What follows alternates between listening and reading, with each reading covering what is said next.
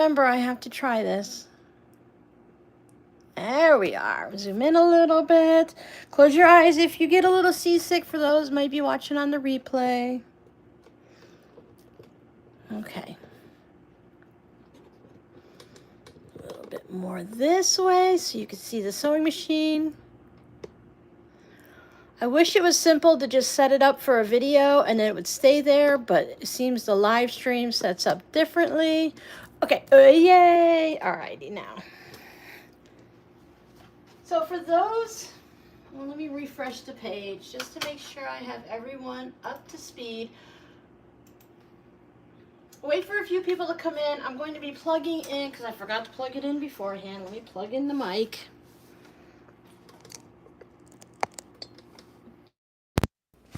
All right.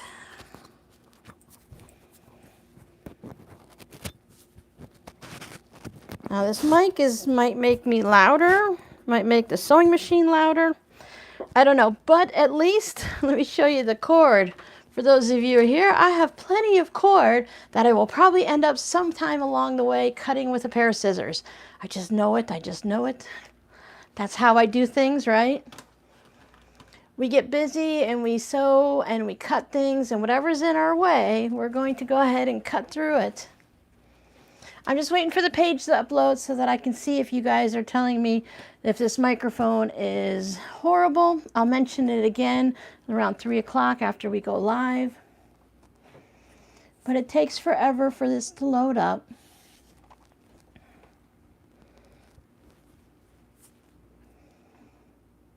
I hope everyone is having a good day. Oh, I'm way louder. Sue, you made it. I'm way louder. Okay, good, good, good, good. I just hope you won't be able to see my lips, so if my voice doesn't match my lips in like those old Japanese movies from Godzilla, it really won't matter because you can't see my lips. You had to turn me down. Oh, I had to apologize because I'm a very loud person as it is, and I just can't help myself. I get excited about crafting. Loud and clear. Thank you guys. Hopefully it's loud and clear on the replay. So for those of you that are watching the replay, I'm sorry you missed us live. I love when you can join us, but I totally understand because I tend to watch the replays due to time and internet and stuff. Let me know if the volume is okay, if any kind of glitches come up, because we will try this until I cut this, or we will keep going as long as it works. If it doesn't work, we'll stop. If it does work, hopefully everything's good. Hi, Jackie. Hi, Shirley. Loud and clear. Oh, I feel like relaxing today. Everything was going great this morning, and then I realized it was Friday, and I haven't made a video for my patrons yet. So, of course, I'm like, oh, I can do that. It'll only take me an hour. Well, 3 hours later, I had to keep stopping. I love my children, and I appreciate that we're sharing a house together.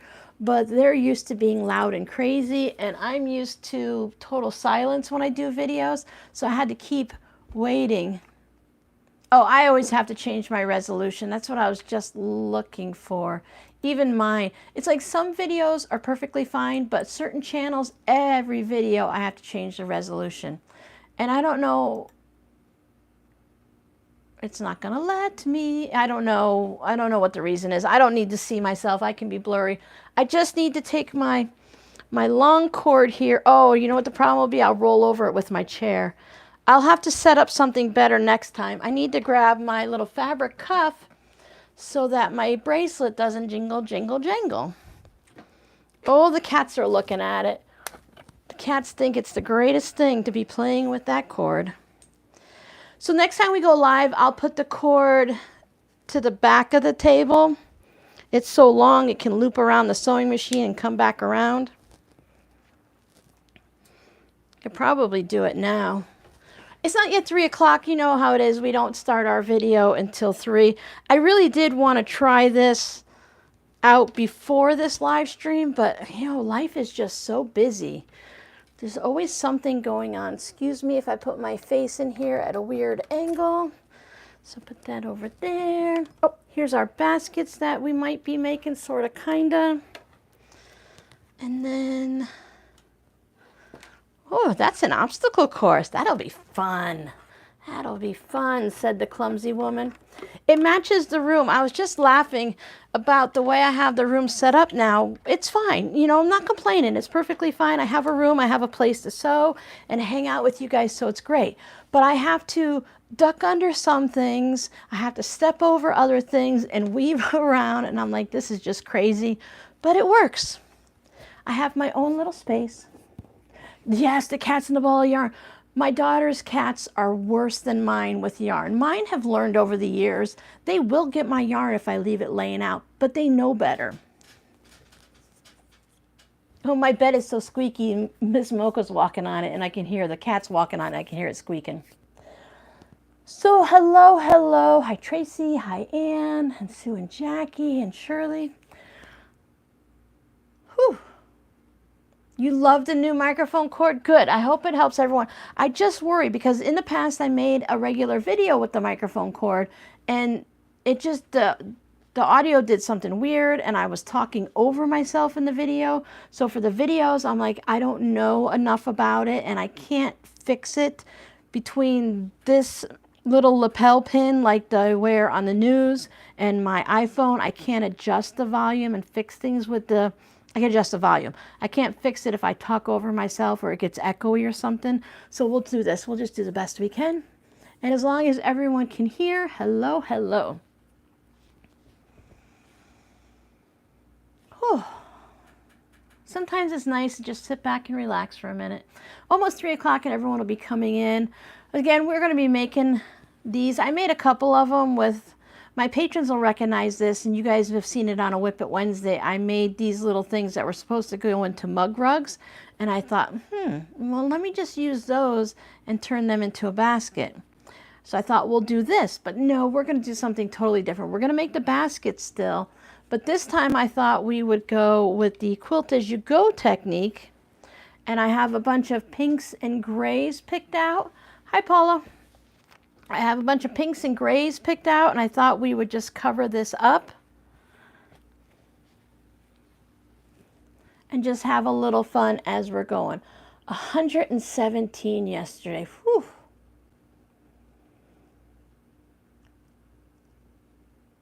It's been interesting that like all across the world, the whole world, everyone is hot. You know, it's hot everywhere.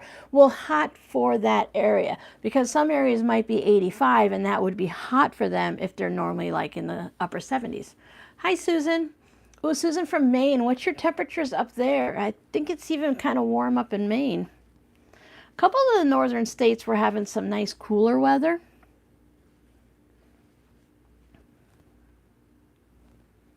Crack my neck while we're here.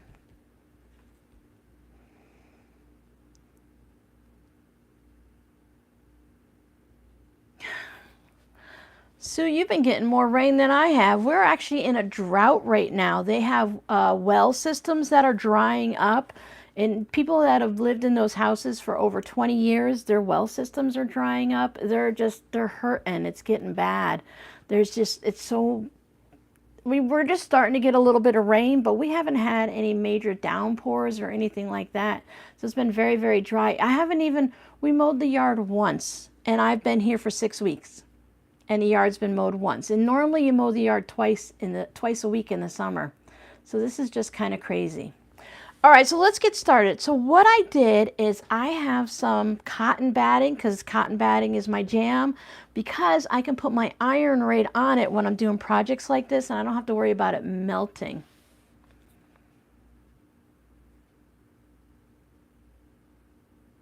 Oh yeah, so you're gonna dry up, and then it's gonna have that weird, because when the ground's really wet, and then you get that humidity coming from the ground, and it dries up, and everything seems to just smell funny. At least it does down here. I'm gonna make one of those baskets where there's no seam on the bottom. It's gonna go all the way around. So for me, I'm cutting one piece of batting.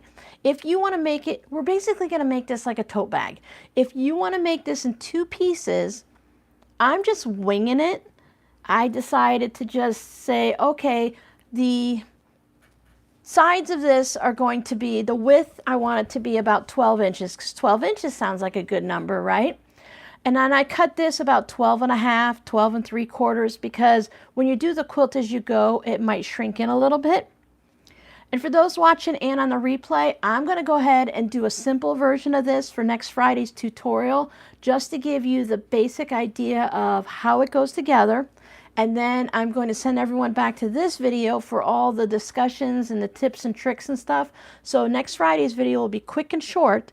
I would appreciate it if you still watch it, even if you watch this live stream, because you know I love to chat with you guys afterwards. I'm sorry, I had to take my breath and stop and look at everything. So, yeah, so we're going to talk about different things here, but next week we're going to do it simple. So what I did is I cut it, let's say 12 and a half inches wide, and I want to use a fat quarter for the lining. I have a fat quarter right here. I thought this gray would be fun because I want to do the kind of basket where it doesn't have binding on it and it's tall enough so that you can fold over the top, because I find that when you fold over the top that it adds a bit of strength and support to the little bin, the little fabric basket. Now you could quick quilt the heck out of it and it'll do the same thing.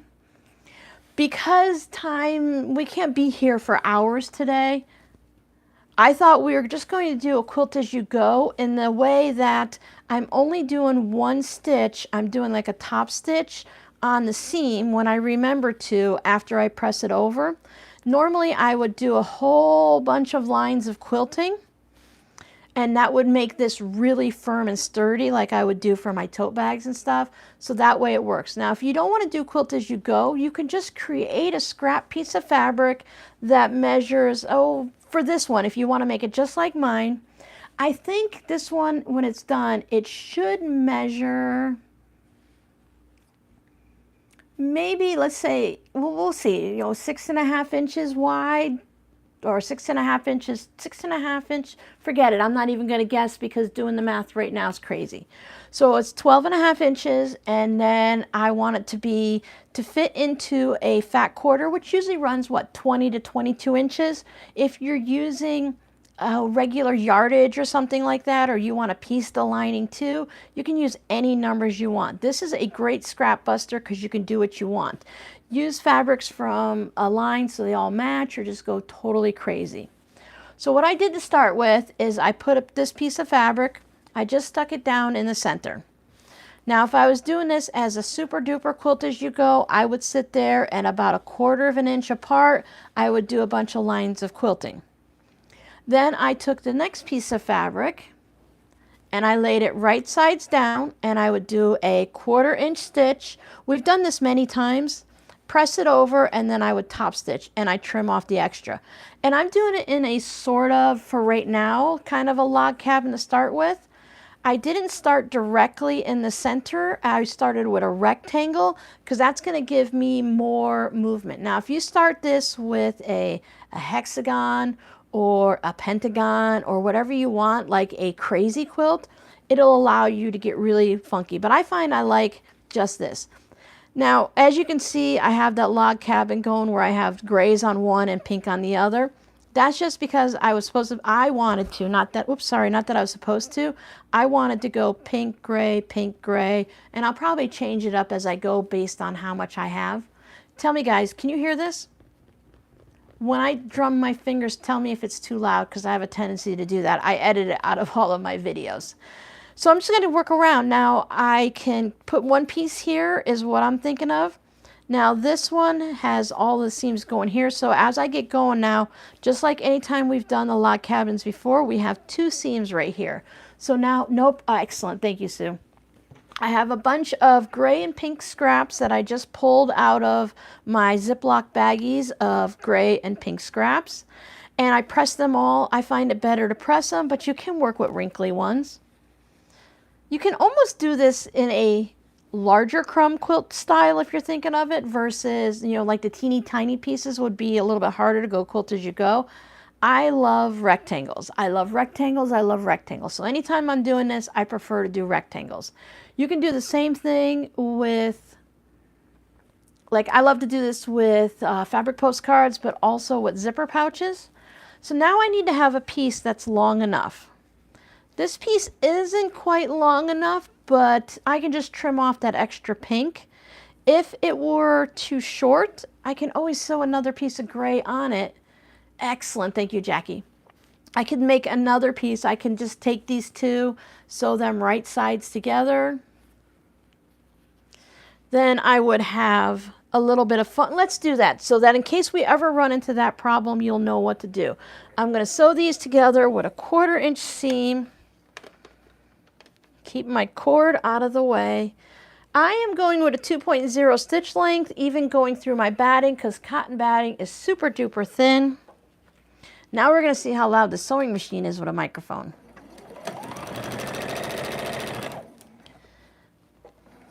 Oh no, I don't need to. I'm going to cut my thread. I'm using my Juki so that I have a lot of automatic thread cutting. Excellent, excellent. So what I'll take here is, I like to press everything with the iron, but why am I sitting down? I will just finger press this one for now because it'll be fine for this project. Oh, to continue on with the t-shirt saga, I did find t-shirts at Hobby Lobby, thanks to help from friends, and I bought the ones, the Hobby Lobby cheapest ones are like $2.99 on sale a lot. They are the ones that are 100% polyester or something like that, or 50-50. It's all polyester, no cotton, and they shrink like crazy. So I bought the ones that are a little higher end price, and they're called the soft feel or something like that. And they have that nice length that I like, and they're not super tight here, so it works out really good. Oh, not loud at all. Excellent, Jackie. So here is my pink line right here. So I want to have, you can have this any way you want. You can match up the seams, you can put it this way, but just for fun, I'm going to put it in the center. So I will trim this extra off, keep it in my gray stash, maybe make it a little longer so in case it shrinks when I'm sewing. So now I have right sides together. It's going to match on there. Now, what if I want to go a little crazy? This project, I want the basket to stand up on its own. So if it gets a little bit extra, like if I don't trim away any of this, I don't care. If it gets a little thick and a little sturdy, it's going to make my basket stay up more. But I can also, sorry, my hands are dry and things stick to them. After I stitch here, if I want, I can pick off this seam.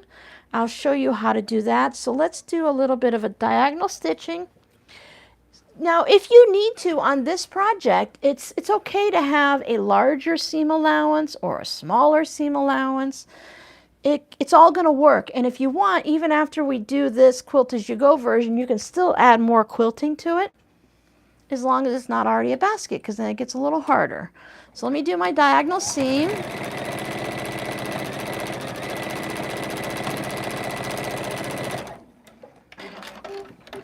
I do like in videos where they have the sound turned down on the sewing machine and the speed of the video turned up. All right, come with me. I have to go over this way and get a seam ripper. I did not plan for that. Oh, come on, cord. The benefit of having a small studio is really everything is right within reach. All right, I've got one. So I hope wiggling the cord doesn't do anything weird for the volume. I don't want any static in your ears. Now I have this extra here, and this is already stitched down. So now this is what those who are more professional quilters will do. They will come down and they will pick out each little seam, each little stitch, maybe pick it up so you can pull out the stitches, right? Me, I have two options. I'm going to either do that, or I'm going to grab my seam ripper. And not my seam ripper, well, it's going to rip seams. It's my rotary cutter. And I'm going to pull the fabric back and so I can see the stitching.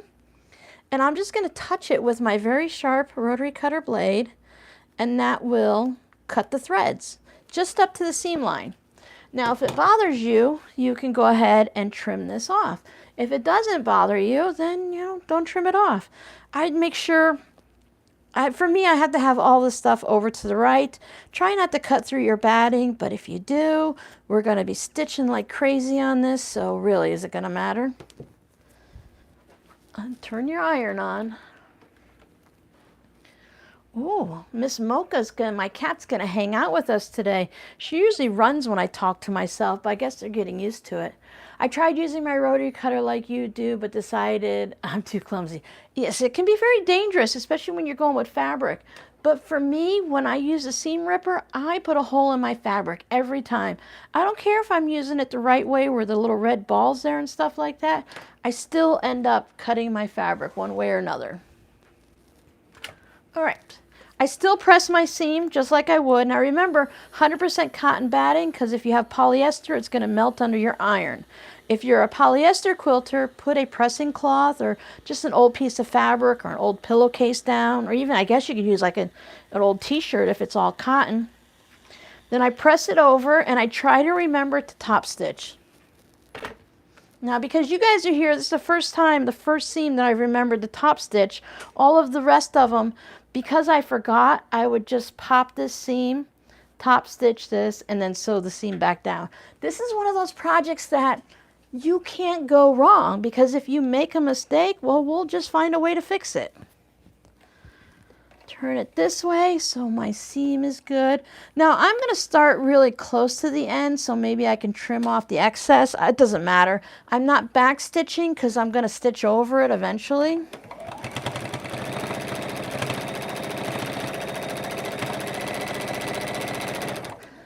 I'm using the inside of the hole in my presser foot as my guide to put it on here, but I don't care. Is it 1/8 of an inch? Is it 1/4 of an inch? It doesn't matter to me, especially if I'm going to do a whole bunch of stitching on there. They're not going to be even because I'm not going to measure them and it's going to work out. So I have a lot of gray going on now, so I want to come over here. If this bothers me, I can cut this thread. And there's just a smidge there. If I'm putting a pink on, that might bother me, so I can cut my stitches right there and trim off that bit of gray. If I was putting another gray on, as long as it's not too light, it's okay, but who's going to really notice? Oh, I have this fun cherry fabric that someone shared with me. Isn't that pretty? Oh, that's a little long, so maybe I'll save that for later. Oh, look at this fabric too that I found in the stash. One of you guys had to sent that to me and shared it with me because I don't remember that. This one will be good. I will line it up maybe 1/8 of an inch or 1/4 of an inch from the beginning where am I gonna start sewing? Right here, and leave the extra hanging off the edge. And I usually take this, and as I'm sewing, I'll stop and I'll fold this piece up right with the edge of that gray fabric and give it a good finger press at the machine. So when I'm sewing, I'll know to stop right at that little there. What is your put your cord under the sewing machine mat? That would hold it. Oh, that would be smart, wouldn't it? Thank you. Let me see. If we put it under here,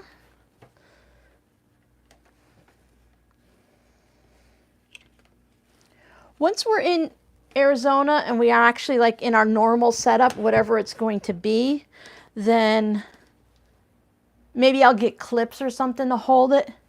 Thank you, Tracy. That works. We'll see how that works out. As long as I don't, I'm not really picky on a lot of things. I do whatever here, but if like something's sticking up like this, I have to it has to be down flat or something. It's the important stuff that people think are important, I don't care, and the things that irk me are usually little things. Okay, you stay there, don't go nowhere. A lot of the houses I've been looking at for us to rent to start with, they are all 4-bedroom houses, but they all have like bonus rooms, and then they have, it won't work for a studio, but they have like 2-story homes, have the big lofts and stuff like that. The houses out there are really huge. All right, so I'll sew right up to that crease, and then I'll stop. And that way I won't have to unpick anything right there, and it's just past it. Now, I just pulled that stitch out. It's gonna be okay. I'm not gonna worry about it. If you want everything to be perfect, you can always fold your batting back as if we were paper piecing and trim off any seam allowance that's there, but we're not going to worry about it. Now, most people will tell you, come here, iron, I have the microphone on me, so I don't have to stay near the phone. I was trying not to go anywhere. Most people will tell you, you know, to finger press it, but it really, I like when they lay flat. I've tried not finger pressing when we do string blocks and stuff, but I really like a nice crisp seam. Now I'm using gray thread for my top stitching. It might be fun to be totally crazy and have both sewing machines set up and have one with pink thread for the pink fabric and gray thread for the gray, or opposite, so that it's contrasting.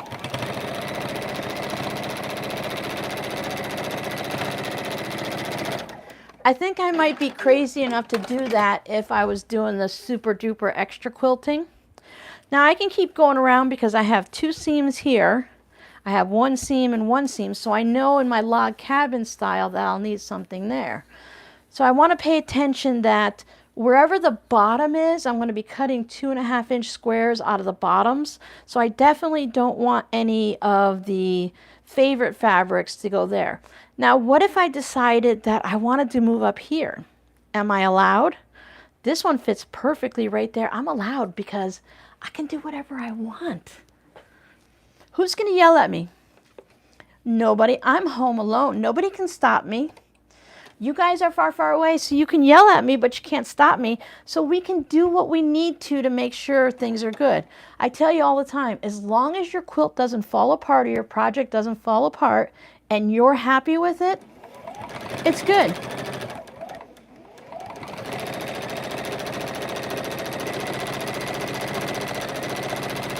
How many times are we online in a Facebook group or in a Facebook group or wherever you might chat online on Instagram, and someone says, oh no, I made a mistake. Now that my quilt is all finished and back from the long armors, can you see my mistake?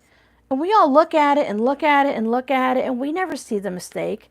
So only the person that makes it really knows. Now, there are times, of course, that it's totally obvious. Now, this is a light fabric. When I put this pink over, if I see that there's too much of that coming through and it bothers me, I'll go ahead and I'll fix it, but it's not bothering me. I can see the shadow a little bit, but I do want to remove all of these threads.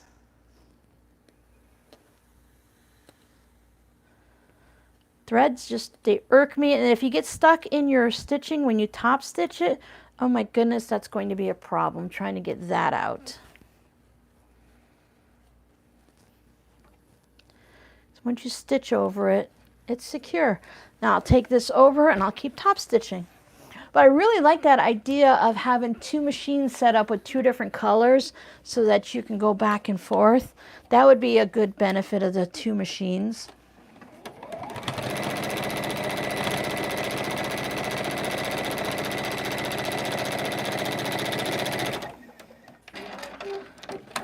I always say I'd like to have a room set up so that I can have 2 machines, you know, at the table side by side. It'd be nice to have one set up like my Juki always set up for quilting, a white thread or a gray thread or something, and then have the brother out to do all the fun and funky. Now, if I keep going, I'm going to have a lot of long pieces of the same fabric. So I only pulled out a few more pink and a ton of gray. So I think what I need to do is I always get myself in the situation where I have these long pieces, so I need to build it in these 2 directions. Sometimes I will come up here and I'll put a piece down and keep building, and then I'll fold under the fabric so it looks like if this one didn't have any block here and I wanted to do something different, sometimes I will fold this under and create it to where it looks like that, so that maybe I can even go like this and bring it out in a different direction. So I just have to do just whatever I can to get from this point to where I want to be. So I think I will sew some of my grays together because I can trim them down at any point and make them, you know, fit wherever I want. So I think that'll work. They're about the same value shade. However, I never really know which is which. They're all a medium gray. I think that's values. tones.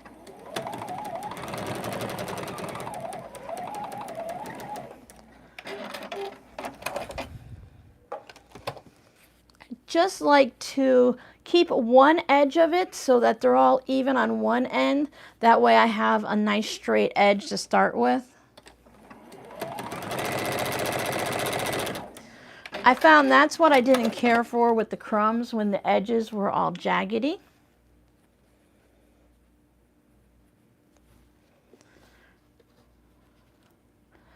So I started leaving some comments on the Whip It Wednesday video about giving away the fabric postcards. I think I chose 1 or 2 people so far. I meant to choose some more before this video, but of course I ran out of time with the Patreon video.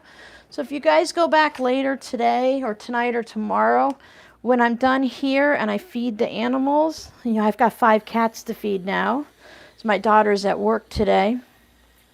Then, you know, you can see if your comment won a fabric postcard.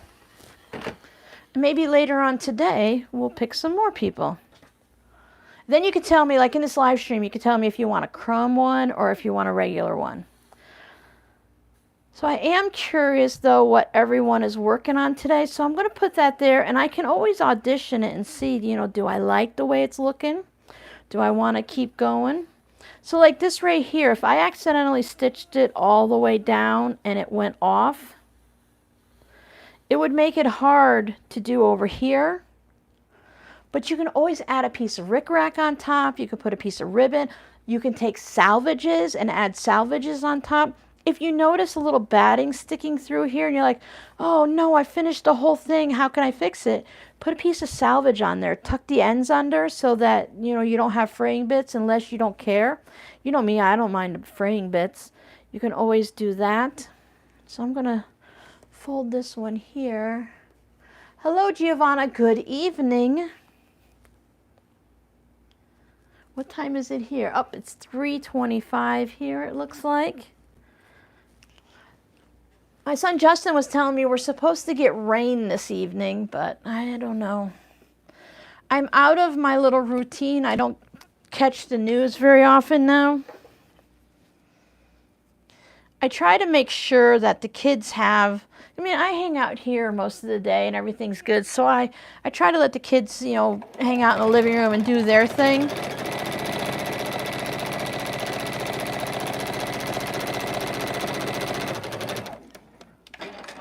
Whatever they're used to doing and stuff like that. 9:21 p.m. Woof. That's almost my bedtime. I like to go to bed at 10. I do find I actually go to bed around 10, 10:30 now instead of 12, 1, 2 o'clock. I'm much more well behaved here.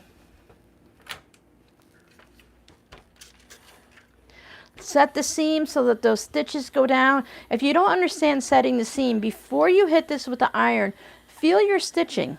Your stitching will be bumpy. You can feel it, but when you do this, everything's nice and smooth. I think I mentioned that in a recent video. The printing on this one is off. It's almost like there was a seam there.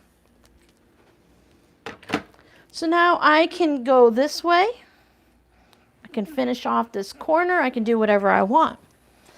So if I want to alternate it, or maybe I want to put a big piece here, maybe I'll decide that this is the bottom, so I want to fill it up. So that's not going to fill it up. So let me find a skinny.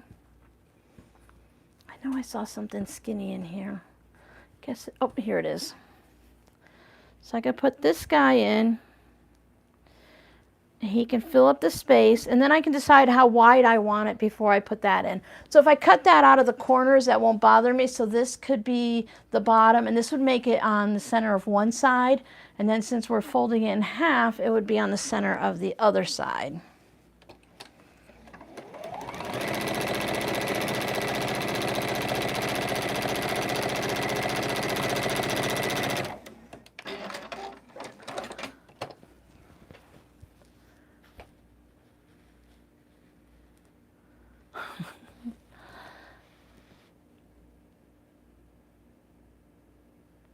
Oh, well, Sue, that's nice of it.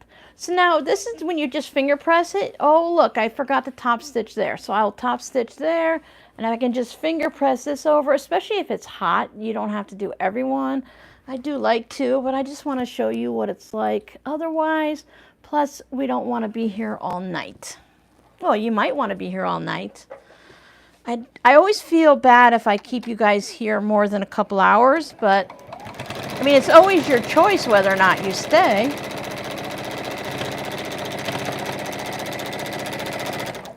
When you're doing the multiple lines, if you don't have an automatic cutter or you want to save on thread, when you get to this point, you can just spin it, and it's such a small distance if you're just doing a 1/4 inch.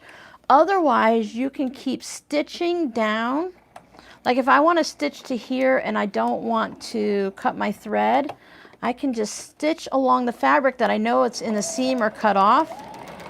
And then when I get here, I'm going in the wrong direction, but I can wing it.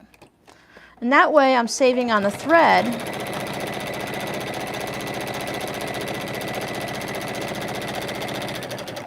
And if I don't have the automatic cutter, so that works out really nice.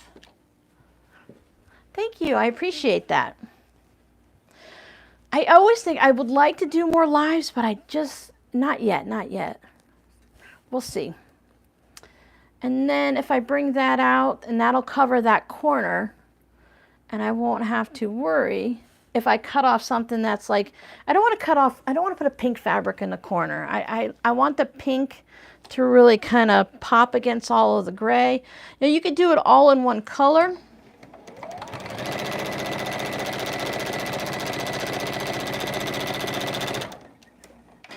If you go back and watch the Easter basket video that I have, you can do it like that, and I would do a bunch of quilting, or you can use that foam, or you can, after you do this, you can still put stabilizer on the back. I love long videos. Short ones always feel rushed. Thank you so much, Susan. Yeah, I try to give that mix so everyone has some short videos and some long videos, and I tend to talk faster when I do videos. But if you do that basket, you can take all of your gray fabric. That's what I plan on doing when I make my scrap baskets now. I know I said no. You guys have been here long enough. Anything I've said 3 years ago, I now say yes, or no. I always change my mind. Because the more I see something, after you say it out loud, your phone knows. So they show it to you on Pinterest and on all the Instagrams and stuff. So I want to make the basket. So you can do it all in one color to whatever size basket you want, but it's a good measurement if you want a larger one to go by that video. And then just go ahead and do the heavy quilting if you want, and then you'll have a nice size basket to put your scraps in. But I want this one, I'll put this one, actually goes into the shop, and it'll be a nice little thread catcher or a little waste basket, because we can take our fabric scraps right here and toss them all in there for trash.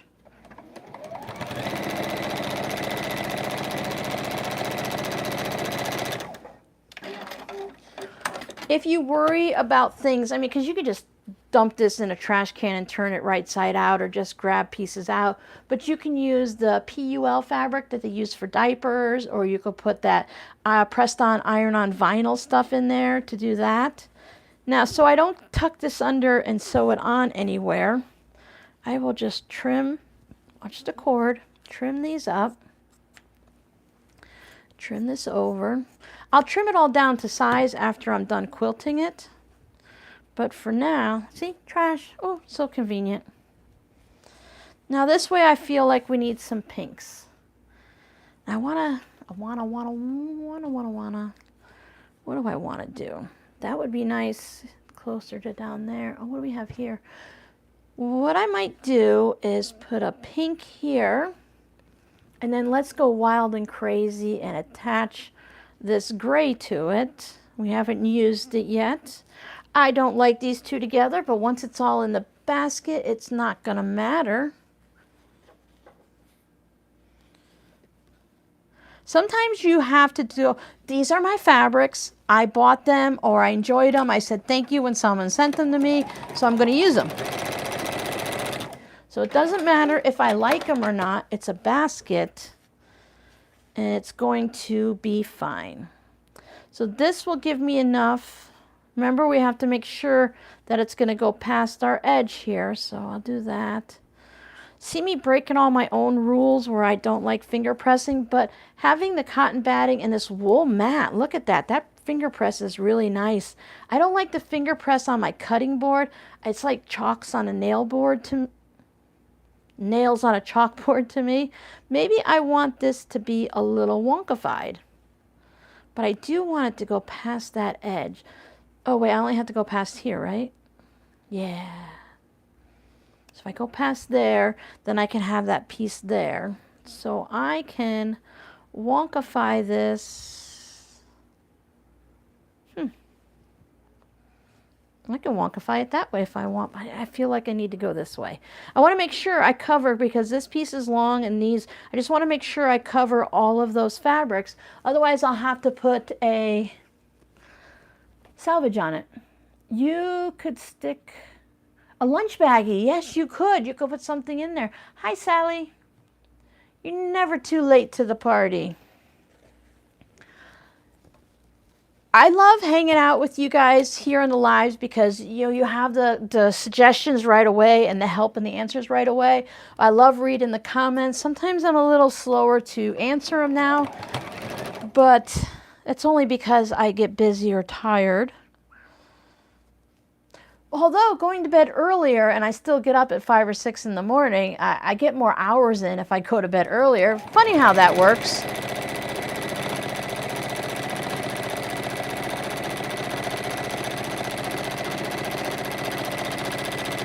Okay, now on this one, the gray fabric was a little bit, about 1/4 of an inch wider than the pink because I lined it up on this side, but I wanted it to lay this way. So I just did the best to follow that line down. So this seam is wider. I don't care. When I fold this over, the gray hides everything and I don't see a lot through the pink.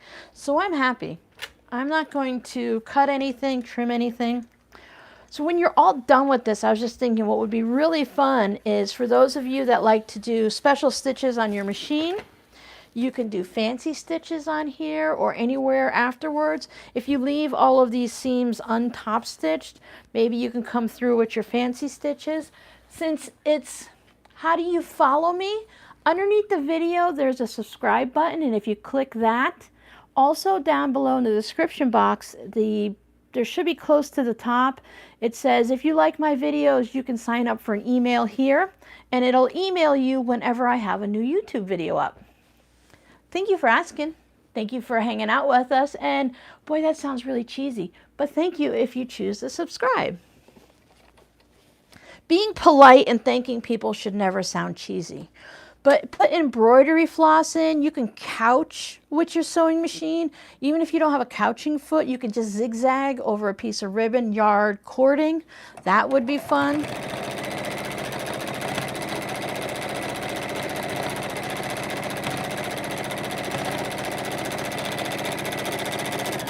I recently watched, I don't know who I watched. I don't know, Quilting Digest stuck in my head, but I don't think that is. I think that's a quilting digest, like a book or a quilting magazine or something. But I was watching her. She bought a scrap fabrics from, she bought a kit of, what is it called? It's called like Thrifting Store or something like that. Let me write it down and I'll link to the video. She made a Christmas stocking. Christmas stocking video. Thrifting. Okay, so she ordered a box from this company or this person like you or I who's running our own little business, and they go to thrift stores and they find crafting supplies. So she ordered one of their random boxes and she ordered a Christmas one. And it came with a variety of things. So she showed us how to make a quilt as you go stocking, pretty much like this, except she shows you the whole stocking and stuff. And then afterwards she put buttons and beads and all kinds of things that came in this random box of supplies. So you can see how this corner is shaping up already. So I thought that was really fun. And I was kind of thinking about that. That's in my mind now. Like, oh, that would be fun to do on a project like this. So it's small and you don't have to do a lot. So let's do something here. We are going to run out of pink fabric super fast. Let me put a gray over here. Oh, look. I love it when you have a piece of fabric that's like the perfect size. And there's just something about her channel. I just love listening to her. She has a very bubbly personality, and she does the things that I enjoy. Or, you know, quilts the way I do and stuff, like random.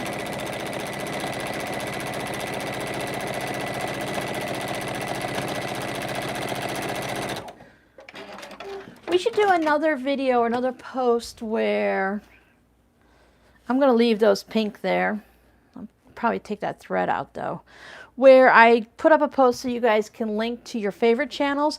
We did it a long time ago where you could link to any YouTube channel that was like, what do we do, under 10,000 subscribers or 5,000 or whatever it is, so we can get all the newbies to get their acknowledgement. We should do it again to where, because I know not everyone can see the community tab, so I'll have to do it in a video so you guys can put the posts of your favorite channels. Because I know some of you were talking last time about the channels that do Zooms and live videos for hours and hours and several times a week.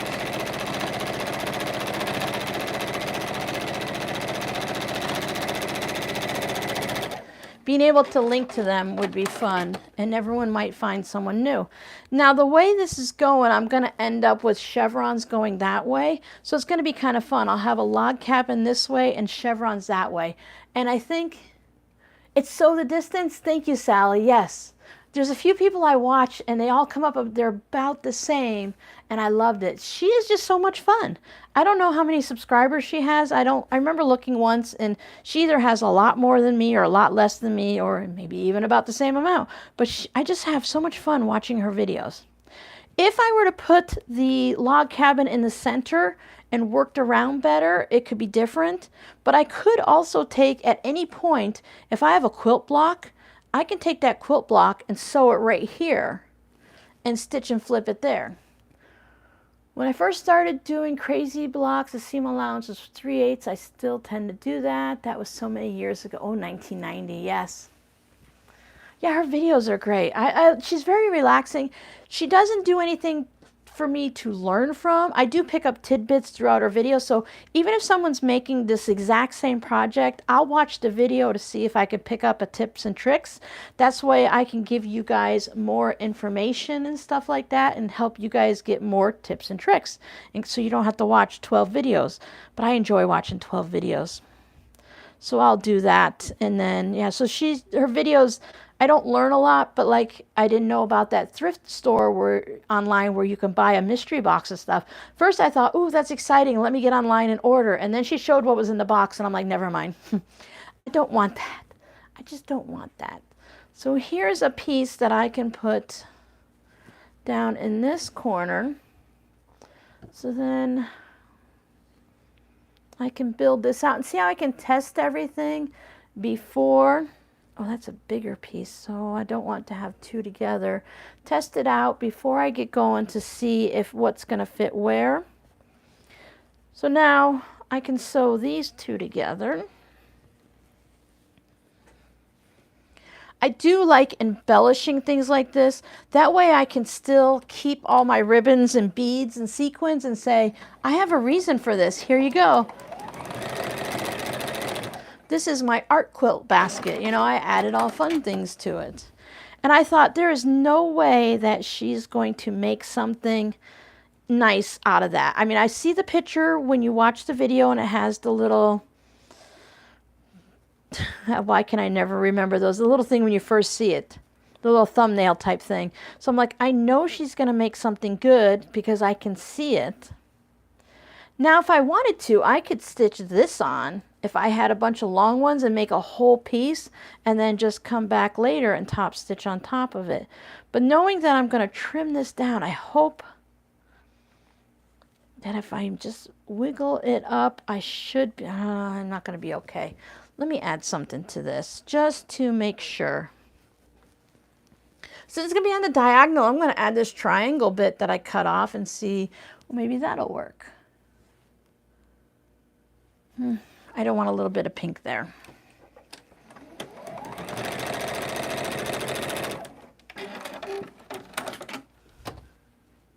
Hi Frida, how are you? We are just being crazy here. I've been pressing my seam allowances open. It just sits nice and flat that way.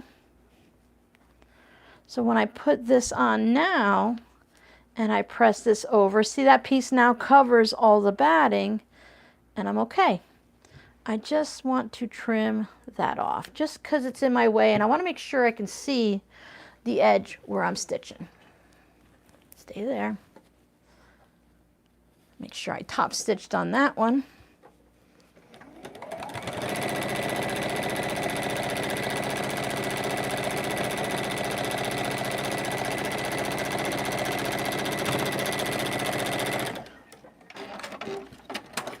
For those that are just joining us, I'm going to have a tutorial up on next Friday's video where I do a quick version of this just to give you the basics of how to make this. And then you can choose, excuse me one second, tickle in my throat. You can, whoa, cord. You can decide if you want to do the quilt as you go or you just want to have, I tucked too much under. Or if you just want to have one fabric. This would be great for one of those cheater fabrics that look like patchwork but really isn't. Yeah, now I didn't read the whole question. I put my own words into it, which I always do, which is bad. But this would be great for franken piece in the batting. I am starting out with something that's about 12.5 by about 22 inches. I want to use this fat quarter as my lining because it's gray and it's fun, and that way I can do it. But you can make this any, I put the iron away. You can make this any size you want. I don't know what I ironed, but I didn't iron all of it. So whatever size works for you, whatever you want to deal with. I don't know what this is going to finish at. You can have 2 pieces of batting if you want a seam on the bottom, because that's what these two have. Oh, this one doesn't have a seam on the bottom. I used 1 piece of fabric for this, and then this one has a seam on the bottom because I used 2 pieces. So it's good.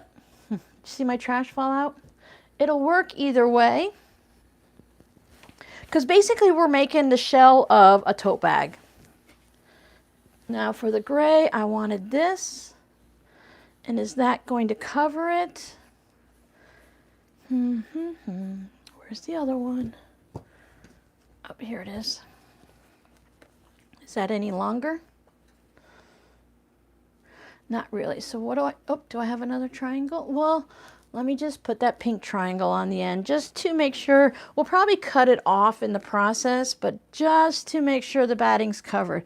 You can leave a little batting showing because we're going to trim it down to 12 inches, or I've chosen to.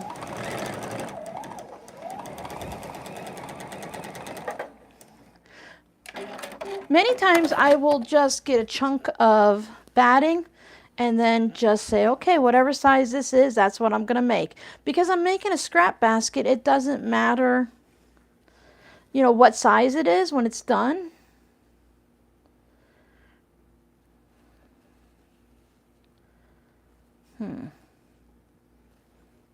Okay, so what I did I do it? Yeah, I sewed the wrong side to the right side. I would like to say it's because I'm chatting with you guys, but no. I do this regularly, and I wouldn't, a lot of times I'll just leave it, but this gray is just so light on the wrong side that I really want it to be like this. Let me see, put this here, but maybe I'll put it on this side. Yeah, that'll work better. Restitch.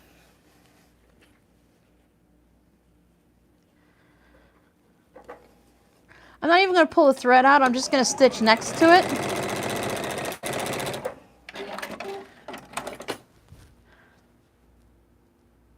Oh, yeah, it does look a little like Waverly Fabrics. I am on the 1st and 3rd Friday of the month for the live streams, and then I have a Whip It Wednesday where I show you whatever craftiness I've been up to in a week, and then a Friday tutorial, and those are both at 9 a.m. Thanks, Jackie. Right now it's 3 p.m. Eastern time. But later this year, the family and I, my 3 kids and I, we are moving to Arizona. So we won't have daylight savings time, and we'll be 2 or 3 hours different than here at least. That's going to be interesting because, well, we've always been East Coast people, and we've always had daylight savings time. I don't know, it's going to be crazy. Well, I'll still be going at 3 p.m. Arizona time. You guys already kind of figure out where you live for here. Since everyone lives somewhere different, I thought it would just be easiest for me. Totally selfish here, but it'd be easiest for me to do 3 o'clock. Of course, when we get over there and everyone feels it out and sees what time, oh, see, I forgot the top stitch. Then we can go ahead and adjust from there. I like 3 p.m. my time wherever I'm living, so we'll see how that works. But it's 12 in Arizona. 3 p.m. works good because my day is almost over. Now, right now, like all the kids are out of the house. Most Fridays, everyone works. Every now and then, Robbie has it off. And then it gives me all day if I've waited till the end of the week until Friday morning to decide what tutorial we're doing and to get everything prepared.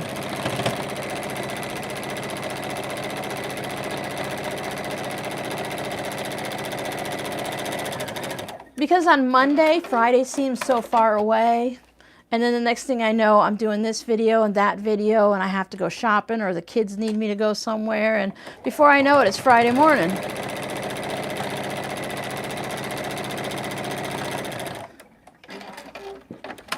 Now I have my handy dandy little 2.5-inch ruler, and I know I'm cutting out a 2.5-inch corner, so I'm not even going to worry about that little bit of batting. It is going to be trimmed off. Plus, I need to trim the entire thing. But we need to get hustling here if we're going to have this done anytime soon today. So let's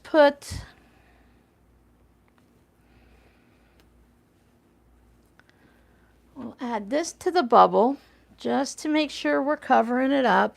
Again, who says I have to have it trimmed to 12 inches? If I have batting showing, I'll trim it to whatever size, because I'm not a trash basket, unless you're putting it in a certain area. It doesn't have to be any specific size. It could be anything that you want it to be, right? I'd love to go live later at night for you guys, but to be honest, after a certain time, my brain shuts down. My tongue just stops working. You guys have been on here before. Sometimes my brain goes dead at 4 o'clock.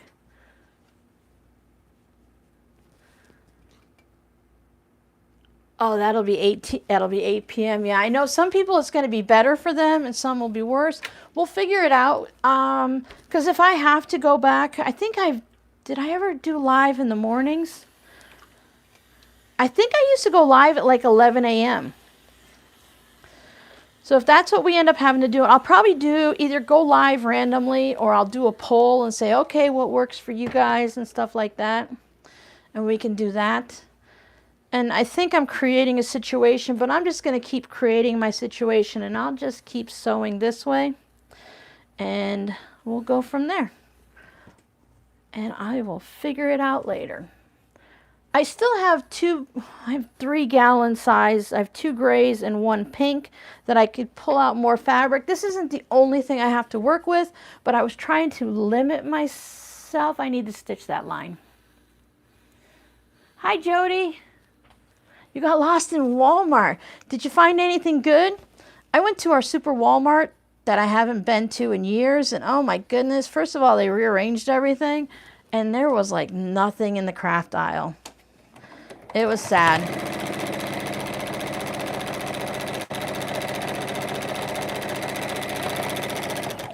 I'm only 6 miles across town, but it is such a difference, like, because I'm already over here, it's easier to deal with the traffic and the hassle and stuff to get to those places because I'm here. So I went and saw the Hobby Lobby. Oh, well then I have another question, because I'm always full of questions. Ask my kids. Did you find everything you needed, or are your grocery shelves half empty like some of our stores are? That Super Walmart, it didn't have like, it had this giant cleaning aisle where stuff was on both sides, but there was all these empty gaps and stuff. Oh, let's just cheat on this one. Everything always takes longer than I think. Oh, I can make a quilt in a day or two. Oh, that won't take long. I can do that. Nope.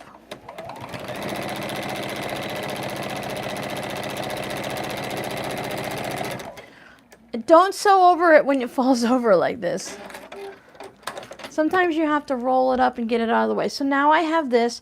I again could put it on my cutting mat, but I have these nice sharp scissors.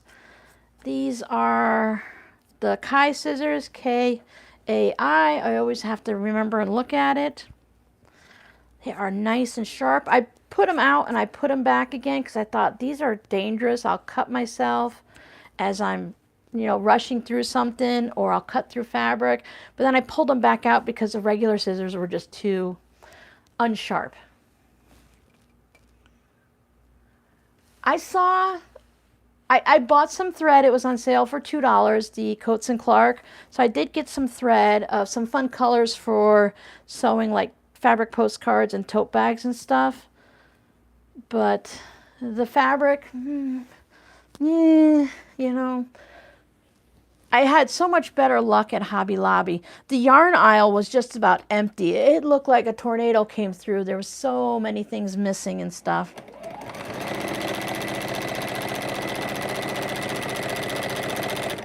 I'm really looking forward to Arizona because many of you said there's like craft places and stuff there where I might be able to find. I got wandering in Hobby Lobby and looking at the beads and stuff, and I'm like, no, it was bad enough I bought all that fabric. But I still owe you guys that video of the fabric. But I'm like, you cannot bring beads home too. Come on, cords. Maybe if I like loop it around my neck. It doesn't help that it's brand new and it's all still folded and bent. It would be worse if, well, I'm just going to sew the wrong way. It would be worse if I had to like wear this all the time.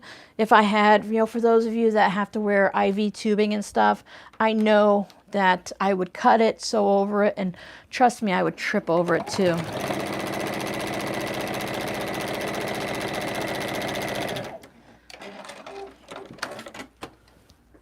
Like 30 quilt shop. Yeah, I can do like a shop hop. That'll be so much fun. I've always wanted to do a shop hop, but the ones in Florida are so spread out that it is crazy. Yeah, I'm going to do it. I'm going to do it. Now, if I really want to be wild and crazy, I can take one big piece of fabric and just put it here. Lining fabric, a big fancy piece of pink fabric. But even though they're scraps, I still look at them and say, no, no, no. Like I have the bubble fabric in there, 2 pieces, but this is like from 2 jelly roll strips. And I'm like, I need to save some because I want them for like zipper pouches so I can do like all pink or all pink and gray zipper pouch. And in that small space, you want really fun fabrics. At least I do.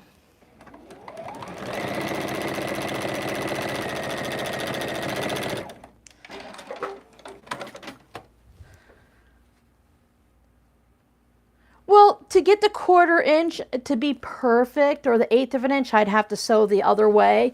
But like I'd have to put it this way. But then I have all of this. And since I'm top stitching in a fun way, I could like switch buttons all the time and do some fun stitches. Our machines come with all of these fun stitches. You know, we should use them more often. So this would be a great way to top stitch with even just a zigzag stitch. Or the buttonhole type stitch. And now I grabbed it and there was nothing in my hand. Now this one I want to get up right to the edge because I feel like this one I don't want to trim much away. So I have this fun zebra. Well, you know what? If it doesn't, I want that end, I'll just make it squarish. There we go, and I could put that there, and that will cover it. it's going to get tucked in, and when we do the basket, we're going to fold down the top. So technically, we're not going to see it. So even if you wanted to, if you needed to, you could sew. This is a perfect 1/4 inch. I have the fabric lined up, but if there was too much fabric one way and I needed to, I can still sew my 1/4 inch backwards, you know, from the wrong side, because the seam's not going to matter. Jackie does, I think Jackie's the one that said she does hers at 3/8 of an inch, 1/4 of an inch, whatever works for you. Well, I'm hoping I don't have to go that far to go to Hobby Lobby. There's a new one. It's either Hobby Lobby is open in Surprise, Arizona, or it's going to be opening in that nice big new mall thing they're doing. I've been just kind of trolling along in the Facebook groups, but I didn't like hop on and get on the big computer and check the map and stuff like that. We're going to have to do that when we choose a house. We're probably just going to get whatever house we can. And then when we get there, we'll look at other things and find something, excuse me, find something different. I told my daughter if it's a little expensive compared to the other rentals we see, because it's going to be too easy to go, because her rental company at this house, it's in my daughter's name, they rent in Surprise, Arizona, and they said we can transfer the lease for no charge. You transfer the security deposit, everything, because they own this house and they own the houses in Arizona, so it's going to be easier to do that. But a lot of their rentals are a bit expensive. I have this really long bit. I am going to sew the last of my pinks together to do this. Maybe I'll do an all pink corner, but I still have some grays left, so maybe I have this pink here. So if I do it, I have to do this just to keep the bubbles from, I don't want to bubble angle it. And then I can work more grays that way. Totally up to you. If you're the type of person that sits here and overthinks things, you're the ones that always leave me messages saying, Robin, I can't do that. Everything has to be perfect. You can lay it all out and cut your pieces ahead of time and plan it out. If you have leftover jelly roll strips, this project is perfect for it. Leftover binding. Hobby Lobby and Ames is so much better than the one at Ford. I sew both ways. I just eyeball it. Yeah. Exactly. You have to know your machine, and you have to be like, I can do this. It's okay. How did I say I was going to do that? Like that. And I will sew that here. You have to be confident. You have to be perfect. Everything has to be done exactly by the rules when you first start. If you've never crafted before, because a lot of people started during COVID and they never did any kind of craft stuff. They just started knitting or started cross stitch. Diamond painting was really popular for all the people that have never crafted. But once you've done something and you feel confident in yourself and you've messed up, you have to mess up. And then you have to go, oh, that was okay, because now I don't have a straight line. I'm going to give myself a straight line. Watch this. I just cut off that piece. I do what I want. And that's just joking. I do what I want. You know, I do follow certain rules. You know, I have a clean my sewing machine. I have a new needle in there. And you know, I can even take this, and I've done crazy things where you kind of curve it and warp it, because if I do a straight line, I can cut that off, but I want to see what happens if I curve it and warp it a little bit. I need to just sew in these from, ended up, oh yeah. Yeah. Oh, the manager makes a big difference. Justin's been telling me about the Dollar Trees here, and he's telling me like he had a really great Dollar Tree that I went to, and it's not really great anymore. He's like, yeah, that's because that manager transferred to my old Dollar Tree, which explains why that Dollar Tree now is so much better.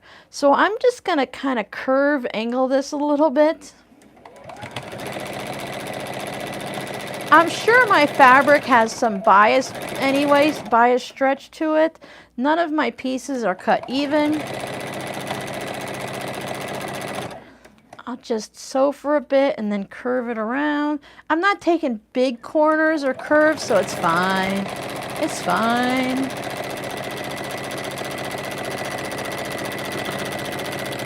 Oh.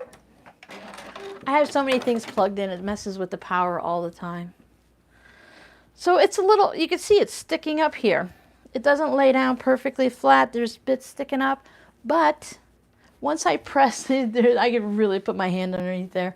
Once I press it all down, and did I remember to stitch everywhere? Yeah. Once I press it all down, I hit it with the iron, press it this way. I'm stretching my fabric. Oh my.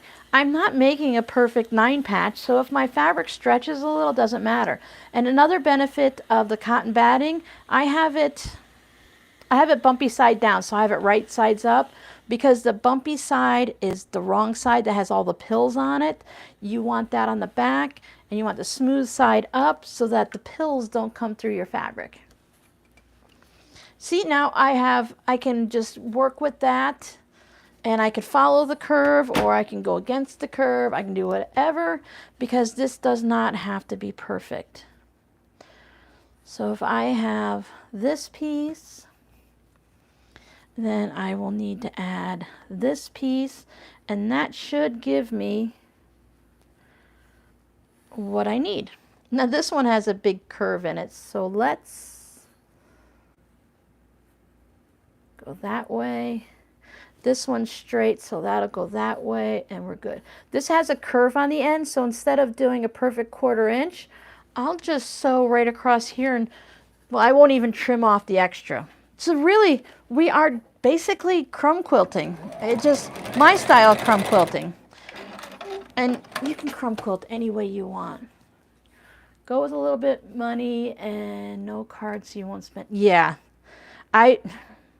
when I sold my house, I sold a lot of the things in my house, like the riding lawnmower that needed some work. It needed a new battery and stuff. And we knew we weren't going to need a riding lawnmower in Arizona anyway. So I sold that, so I was able to just take that cash with me. That's why I felt a little bit better about spending the money to buy all that fabric. Plus it's a business expense once everything that I put the fabric into sells, but I only bought a yard of each, so that's not too much. And yeah, so you just go with cash and you know your budget and you're good. I haven't done my bookkeeping for June or July, so I kind of I know where I stand. I know my personal finances, no problem. I do that. And my months are all the same, so I always know where my money is and stuff. But I haven't done my business one, so those purchases haven't hit the bottom line or anything yet. But I know I'm fine.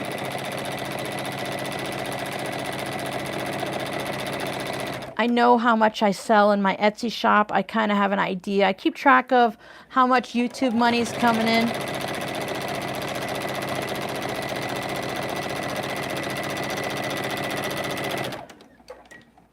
But really, I went to Hobby Lobby just to buy some kits, and I came home with 19 yards of fabric. Hi, Lucy. I do budget very carefully. I have to be very careful. I always have, because when you have a family, you have 4 kids and a husband, and you know what money's coming in, and then you have to budget for school and new shoes and all that, and doctors and shots for certain years and all that, so you budget carefully. And then, oh, I forgot top stitch. Good thing I'm going diagonally there. So then when you're older, then you have to budget for food and bills, especially nowadays. I've always been really careful about trying not to throw away food. Make sure you're using the leftovers and stuff. But I love it now that, I don't love that everyone else has to budget, but I love that so many YouTube channels are showing new recipes and new ideas for using those leftovers, and how you can, you know, go to the store and buy a little bit and yet it'll still feed such a large family and stuff. Like Frugal Fit Mom, I've always loved her. She has great videos. I don't eat casseroles or anything, but she does have some really good casseroles that look delicious. Most of it is a food I can't eat anyway, but I can still watch the video.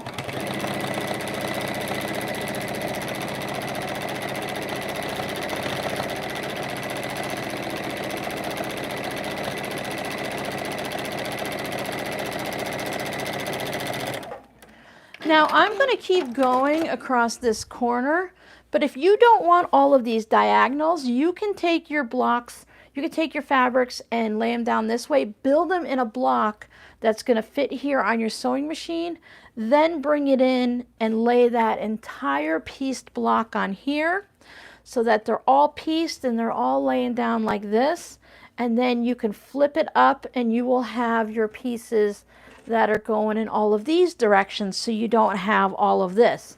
But I kind of like all of this. I like that one side of my basket's going to be log cabiny and one side is going to be this way. So I'm going to do a bit more gray, but I think use what you have. That's what you said you were going to do. So let's keep piecing our bits so we don't have to put any of these back into the scrap. I'll piece this. We don't want to return any of this back into our scrap basket, because that's what happens. You pull out your scraps and you start cutting bits off and you have more to put back into your scrap bin because you didn't use it all. So if I force myself to not go over to that bag and just keep using what I have,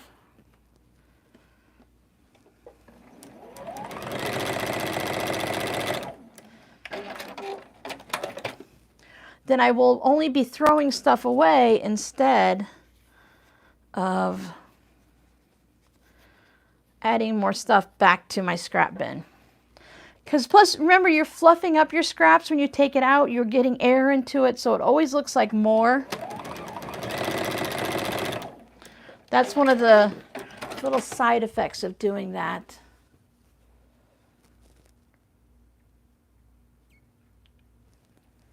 Oh wait, I missed something. I thought school was free in the USA. Most places it is, but you still, you have to buy all the stuff for school. Plus there's, even a lot of the schools here do free lunches and free breakfasts now, but you still need to buy all the notebooks and the pens and pencils, the backpacks, the shoes, and as your kids get older, you have to have gym shoes. Some schools still require, more and more schools are requiring uniforms. And then they always give you this long list of stuff that you need for the first day of school, and then the kids never use it. You know, it's always like you need to have this, this, and this, and then, you know, they never use like the watercolor paints. Every year, all the way up through into middle school needs watercolor paints, but they never use them. And they'll have to drive you crazy.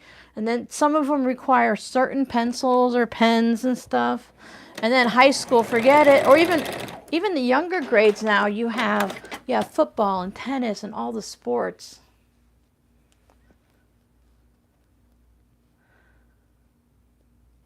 Wow.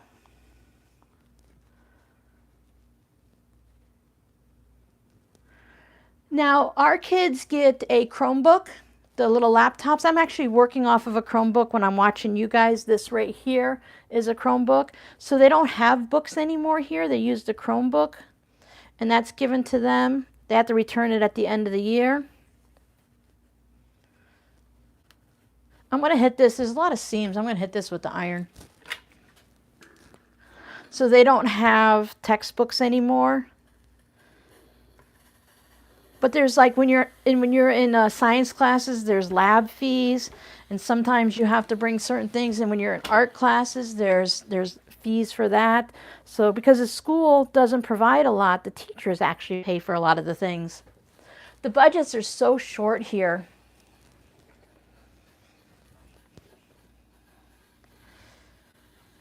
That's like a whole big controversy and discussion. I have heard that some countries, your kids just go to school. You don't have to send in pens and pencils and crayons or any of that. It used to be that way when I was in school, but you know, that was in the 70s.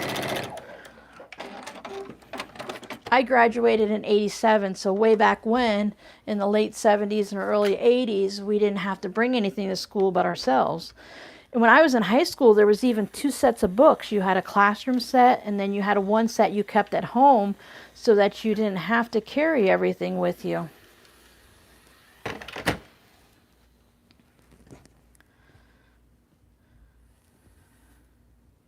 All right, I think we've reached that point, ladies and gentlemen. What do you say we finish that off with the pink supplies? Let me go. Come on with me, leash. Let me pull out my pink scraps. I'm in Mocha. It's not, yeah, I know, it's after 4 o'clock. It's dinner time for you girls. But you know, twice a month that Mommy talks to ourselves and that we play with people on the computer. See? You want to say hi to your friends on the computer? I bought the cats a new little mini tower. It's only like 2 feet tall. It's just a small one for the 2 lighter cats to do. And I have another mini tower that I've moved over to by my bed. And Miss Mocha, she just loves it because she perches on it like a queen. Oh, this is flannel. I add this as so many things. It's thundering out. I add this as so many things so that, I mean, sorry, I'm thinking about the thunder and the sewing machine. Just because it's flannel doesn't mean we can't use it. So I have more cherries, but I want to say, oh, look, I have some cats. I can put them in there. So I have some cats. Well, let's go ahead and add this flannel. Since it's in a basket, the flannel doesn't matter, you know. It doesn't matter if it's a different material. I put flannel in zipper pouches with...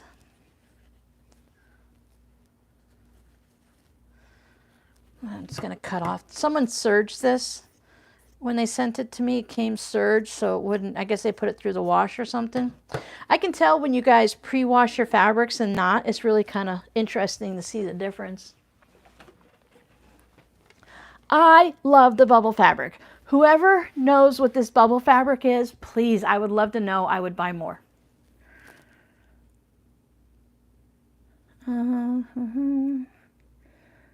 Our teachers put out wish lists. Yeah, we do a lot of wish lists here too. Especially for like tissues and cleaning supplies and disinfectants and stuff for the classroom.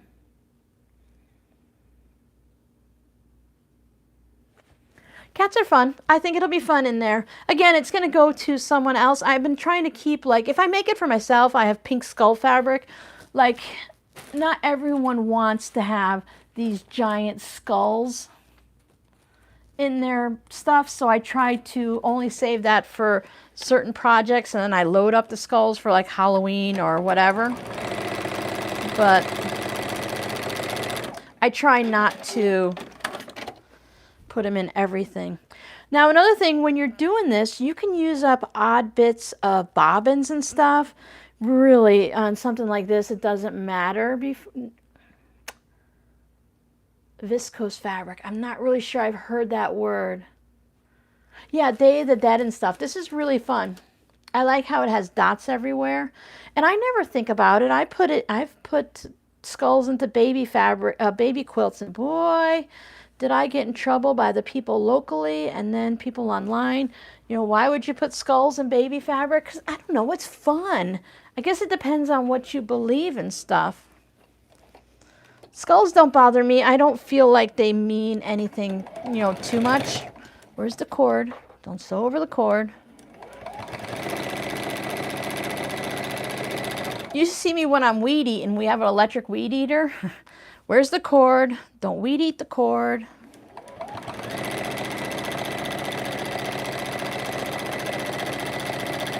Don't trip over the garden hose.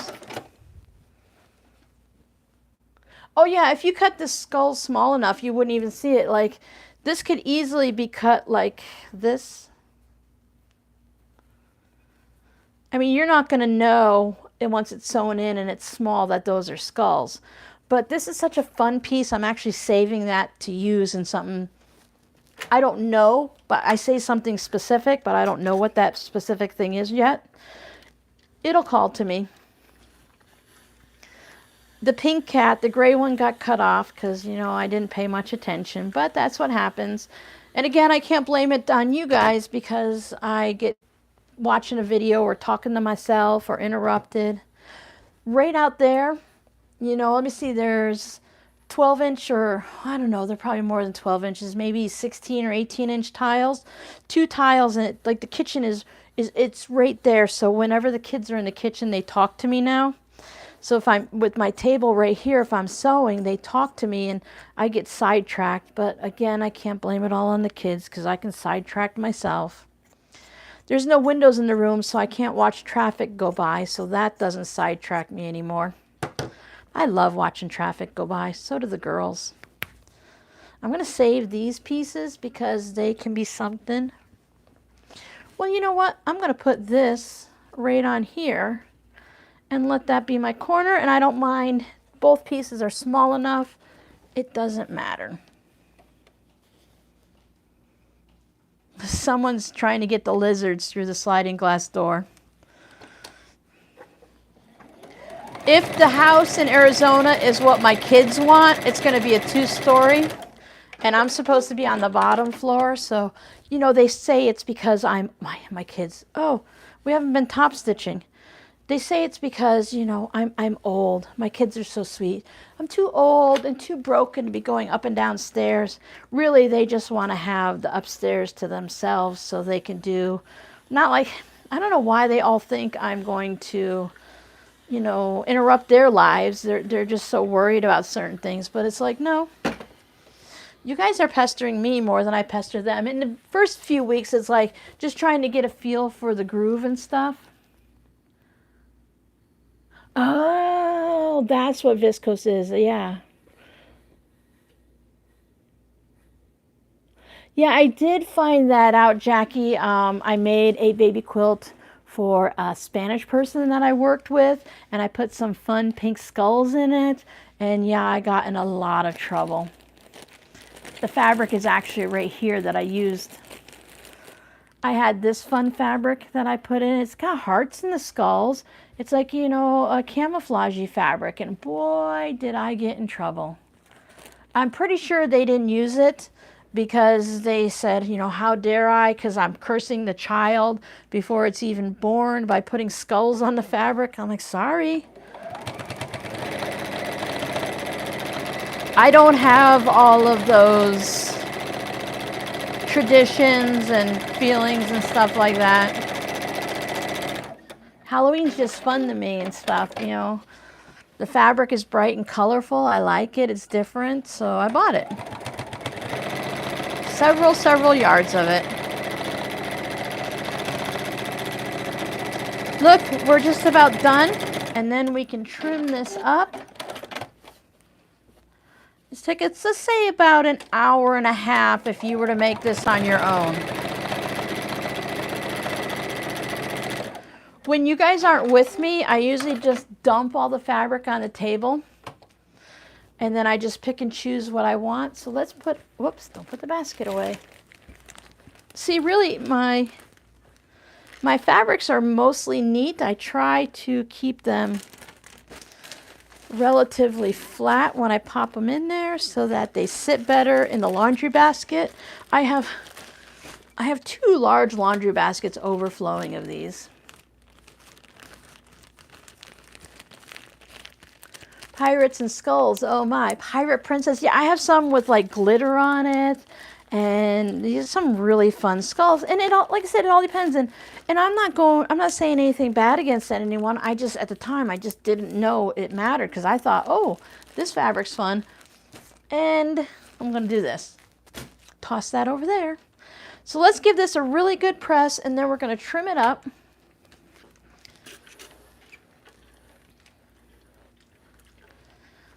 Again, cotton batting, so I'm even going to press it.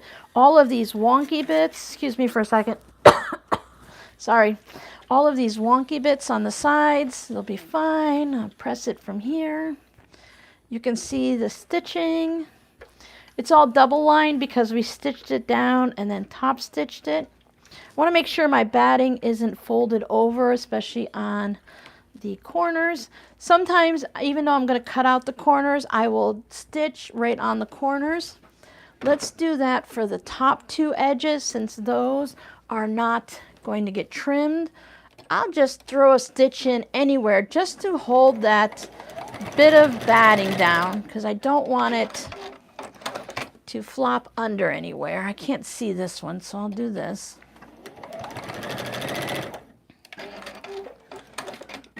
Change my machine to a 3/8 just so I can. I will still trim this off. I want to be able to see my working edges, and if I have a whole bunch of bits hanging over, I can't see my working edges. I need to know what I'm dealing with. So here, I'll put my gray fabric in there. All right. I love pink and gray together. Thank you, Sue. I really do. That's why I thought this one will be perfect. So here comes the thing. Where can I put the... Oh, no, I can't. My cats like the wool mats, so let me set one piece there, and we'll set the wool mat up here. Wool mats are a great scratching post. All right. Tuck the cord under the mat. That was a great suggestion. Now I have my long ruler. Normally I would use my old rotary cutter, but this one is getting a little bit dull anyway, so I'm not going to worry.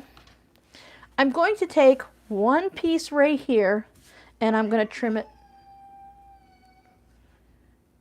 Can you hear that cat crying? That's my daughter's cat. When she's hungry, she screams.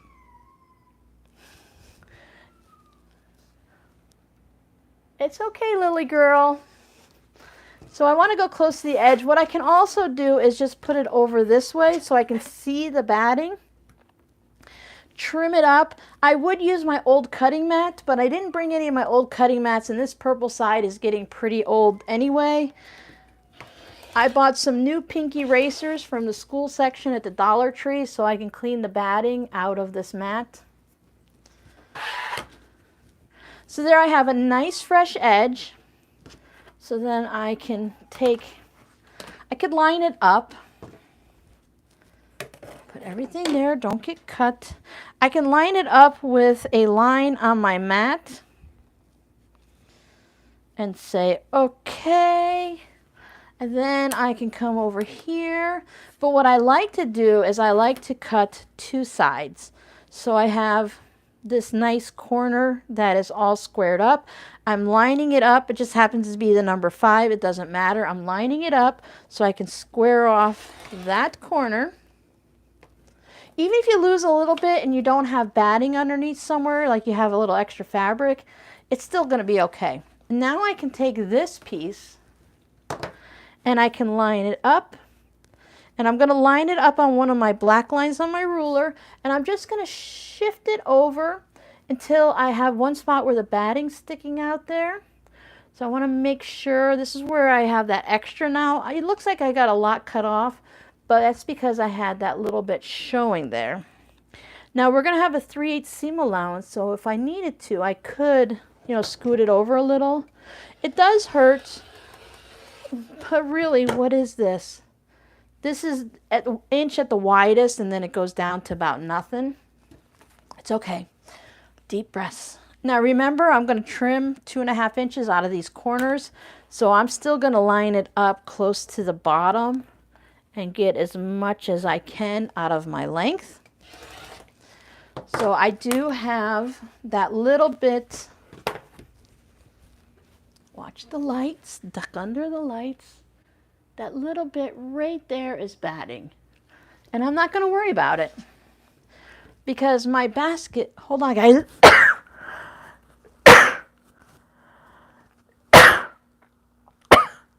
Sorry, I think that's the first time I've sneezed on a live stream, and I'm a good sneezer. I sneeze multiple times. So my basket's basically going to be this on one side and this on the other. I think we have too much batting going, my poor nose. Now, I do have to figure out what this measures. So this measures, oh, it measures 20.5 by 12. That's nice. Now, let's say you don't have a rotary ruler and a cutter and all that, and I don't know how we got to figure out our lining. We're going to totally cheat because some days we just can't think straight. Oh, biology teacher, that's wonderful. Teachers are like, thank you, Sue. Teachers are the greatest. You know, without them, really, what are we going to do? So I am going to lay this right down here. Now you could draw on it, take a regular ruler like the school rulers and stuff, any type of straight edge, or you can just take your scissors to it. But I want to make sure that I have extra sticking out on all sides. And then I can just take my ruler, because what if I came up with a weird number? What if it's like 12 and 3/8 or 7/16 and 40 seconds, and I'm making numbers up, of course, that make no sense.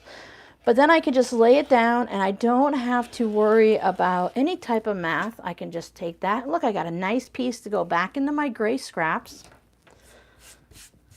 There's my mess. Keep everything together. I'll trim this side. And if I trim a little bit off of my bucket, off my top piece, it's okay. That's trash. Spin it around so I can cut this one. Because some days we're tired, we don't feel well, we just want to sew, and we don't want to think. So I'm not going to think. I'm just going to do it this way. Call it the lazy way. Call it the Robin method. You know, whatever works. Now this one is a salvage, so I will save this piece for my salvages. Even though it's all gray, I can use this as a contrast with something and still have fun with it. Oh, my poor nose. Excuse me for sniffling. So now I have my lining. Now I could, if I want it a little bit stiffer, I brought over some interfacing that I can add to my lining to make my lining just a little bit stiffer.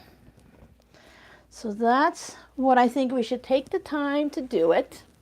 Because sometimes, like in here, I sewed it so that it's a little tight like my tote bags, but it's a little bit loosey-goosey in there, and I want it to be a little bit firmer. Plus, by adding the interfacing, it's going to help stiffen it up a little bit. And I thought that was something different that we haven't done before, so let's go ahead and do that.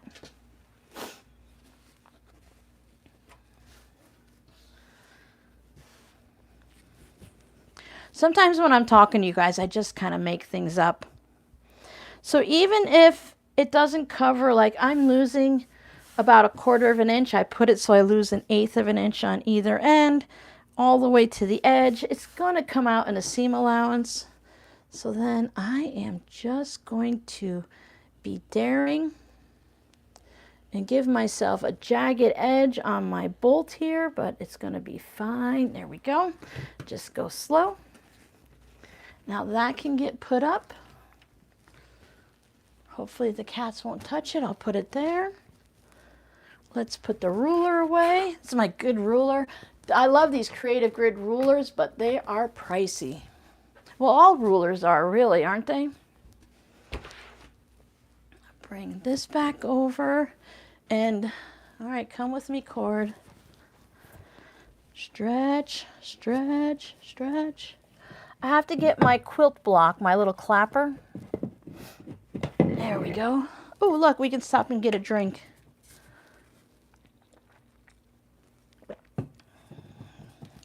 Okay. I use this when I do the interfacing. The professional presses that the bag makers use, they're expensive. I can't afford one, and I can't justify the cost.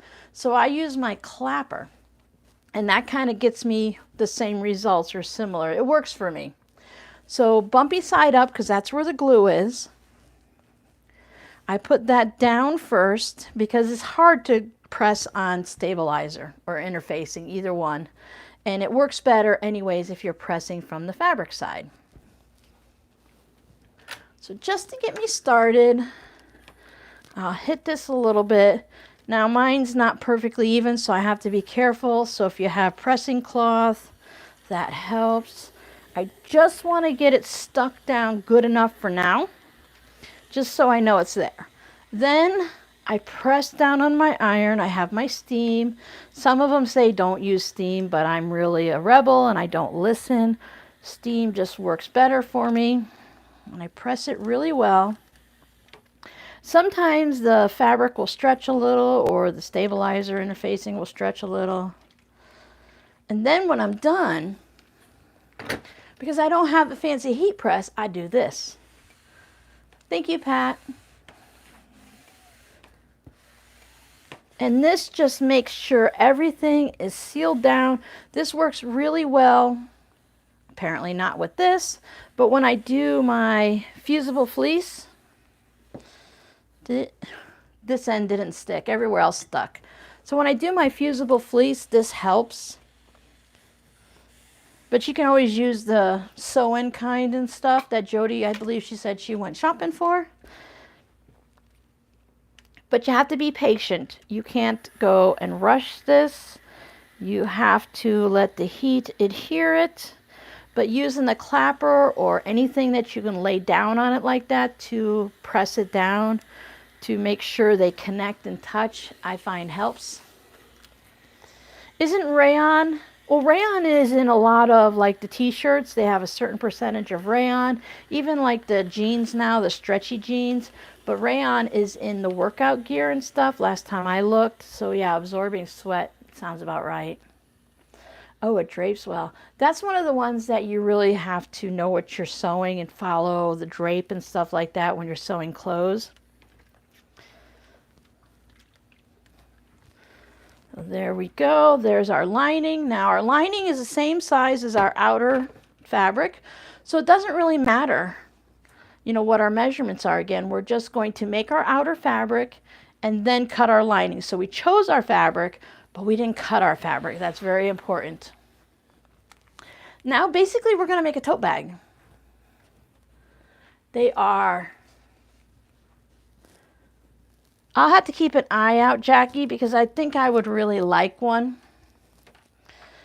But it's one of those ones that I need to think about. The need to research it to find a good deal and a good price is good, because they can be so expensive. That's why, like, you know, having a really expensive iron is a little tough too, because it's a big expense, and it's a big investment too. Yes, so it's one of the things that's good. Like when I tell my kids, when I go shopping somewhere, I put things in my cart, I walk around the store with it for a while, and I decide, do I really want 6 skeins of yarn? Do I really want a bolt of fabric?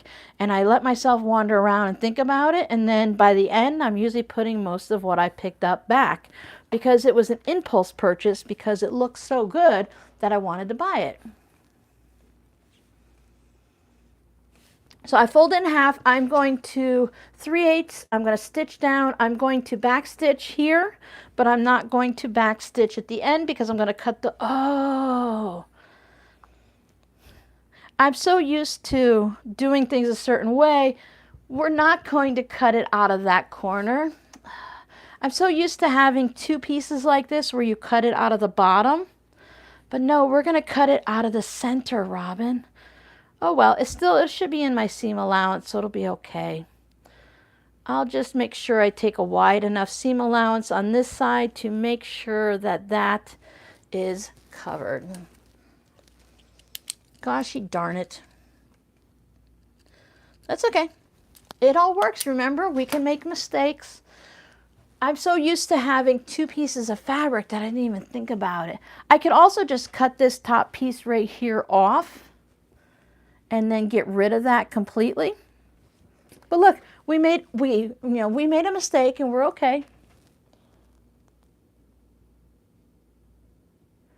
I like heavy irons. I like heavy irons. I like heavy irons.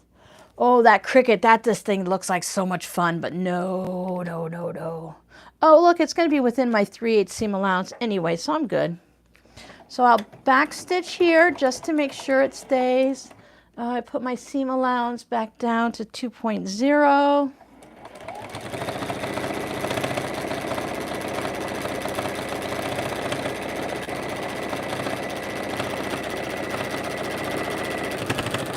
Now, if you have leftover felt, fleece, minky, leather, cork, you can do all of that in here, and you can mix them because it's not getting washed.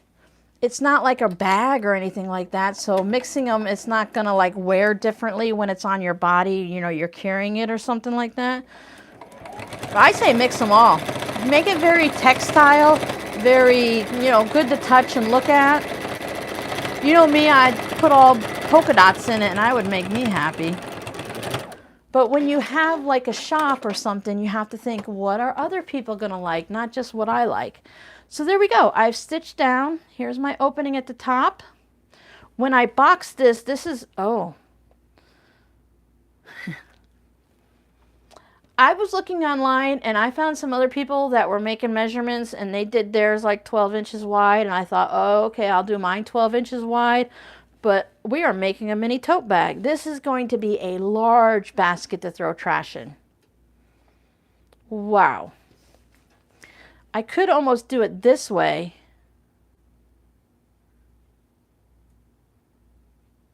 You know, this is those things, like, what are you going to do? Now, I've made this. I don't want to throw it away, but when I box my corners, it's going to make that quite significant.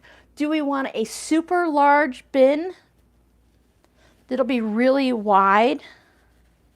We'll fold the top down to see what it would look like, and it would be, I'll do my fake seams on the bottom. So, oh, I guess that wouldn't be too bad once we fold everything down. It'll just be a really large bin on there. I think we're okay. I think we're okay. Okay, we're going to continue. So at this point, I could have changed my mind. I could rip the seams out, but to be honest with you, I would just cut it. And if I wanted to, I can sew it this way so that it's not as tall, but we're going to wing it. I'm going to take my 2.5 inch square. I got this in a bundle of, you know, rotary cutter square thingies. You know, I got lost there for a minute. And I have zero use for this, but it's perfect. Yeah, we might have a lot. Oh yeah, you could put paper and stuff in it too. Yes, exactly. So I only use this for cutting out corners in my tote bags. And since this is so big, we want it to be a little shorter. Now I can cut it and put it at 1 inch or 1.5. So I'm going to put it right there. So the entire ruler, hey, that's what they're called. My entire 2.5 inch ruler is right along the edges there. Otherwise, I can line up the 2 inch line on both sides, and that would make it not as wide and a bit taller. So I want the base to be wider. I can go all the way up to 3 inches or 4 inches. I just take my Friction and draw on there. And this is when having a good pair of scissors is going to be helpful because we're going through batting and all of that fabric. All right, no cords. The actual original microphone cord, the skinny one, the microphone itself, was expensive. It was $100, but the extension cord, I think it was under $20, I'm pretty sure. So I just make sure these cut all the way to the tip. I just don't always cut all the way into the corner. There we go.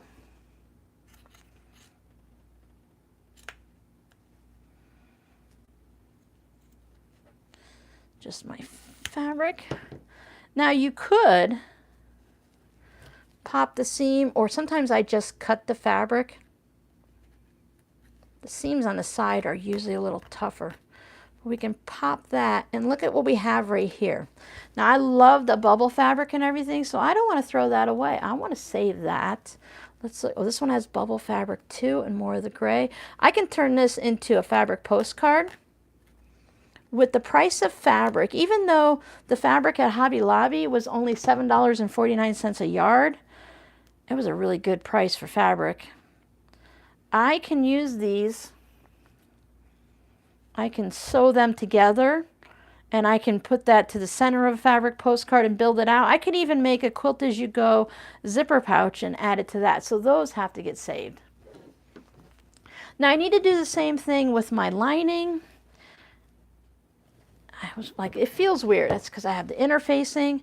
So I need to Just make sure it looks so big.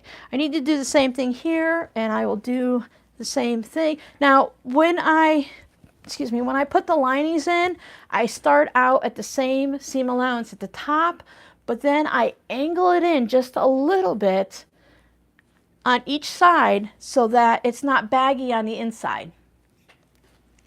So I'll start here and I'll backstitch because we're gonna be doing stuff here.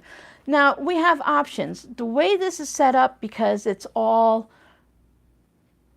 the same piece of fabric on there, when we put these together, we're gonna need to leave the opening at the top. But I don't like to do that, so I have to because I didn't make this any bigger. So normally I would prefer to have a seam in the bottom of my lining so I can use that to turn with. I can put a seam in the side and do that, but I'll show you. We'll put it at the top. I just don't like how fiddly it is. So I sew for about an inch or so, then I just start angling down. And then I go back, because I don't know how it is, but down, this is the part that's going to get cut off anyways. I just never know what to do down there. So same thing on this side. Back stitch. And then go, angle it a little bit. And I'll show you how much I have extra. I don't know why I back stitched there. But when I'm stitching, it's so precise. You guys know me. I am so precise. What's Sue do? Paleo doctor has given my 14 French. Whoa. Whoa, fancy Sue. Oops, there I tripped over the light. All right. So here is, I'm stitching down the center. And you see I just have, what, maybe like 1/8 of an inch, 1/4 of an inch or so, just over there. Just enough because you're going to do it on both sides. And it's going to add up. You just want to shrink it down just a little bit. Some people cut their fabric on an angle and stuff, but I've tried that and that's too complicated for me. I just want to make it just a little narrower down to the bottom of it. Now we're going to put trash and stuff in it, so it really doesn't matter that much. The trash will weigh it down, but I like to start out pretty good. So I'm going to put my 2-inch square, my 2.5-inch square, excuse me. And I draw my line. I never rotary cut this because there's no way I can do it without cutting into the bag. I would still end up having to cut part of it with scissors anyway, so why bother? My bag, my lining is a little bit, there's extra fabric here on the top that I can move, but it's the lining and it'll be fine. It's a trash can. The mistakes we make along the way, nobody will ever know. I'm going to save this too. This is a really big piece. Maybe I'll add it to those pieces. Maybe I'll put some batting on it. Maybe I won't. With a fabric postcard, it's really simple. You don't have to do much. Doesn't matter if some have batting and some don't. It'll all work out. Now, I'm going to sew both of these at the same time, chain piece them. But first I'm going to make sure this is pressed really well, because a lot of people will just do the thing where you fold this down and you have the corner here still and you stitch across it, but I do not do well with that. So I do this. What did Jackie get?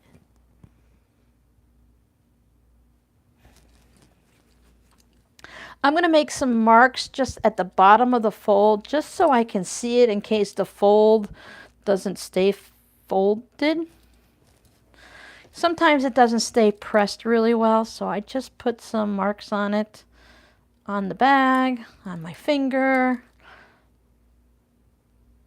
It'll come out when I do dishes tonight. I waited for Joann's big holiday sale and got one for my son. Oh. Yeah, you really have to keep your eye out for it. A lot of times, if you search for things enough and you sign up for everyone's emails, then they'll let you know when things go on sale. I like to put things in I have some private lists on Amazon, and thank you to everyone who told me my Amazon wish lists went private. I don't know how that happened, but I fixed it twice now, so hopefully the link in the description box takes you actually to the Amazon wish list. But I put things in a private wish list, and then Amazon tells me when it goes on sale, so it's really great that way. So I open this up. A lot of people take it over and they press this side seam open. I may or may not do it. There's not much bulk in a lining, so I can match up that fold or the little mark I made. Now doing this, this is another reason I don't mind a seam on the bottom, because I always end up, they say you have to cut one piece like a 1/4 inch different than the other because darn light, I always end up with these weird bits. So I'm just going to line it up the best I can and sew down. This is one of the things that I had problems with, and when I first started making. Lily girl, I will feed you soon. Relax. I'll just do a 1/4 inch seam on this so that, you know, kind of like, it'll work out. It'll work. I don't get tangled on the threads. It'll work out. It's a basket. It's the lining. We winged everything else, or wung. I don't think wung is a word. We winged everything else.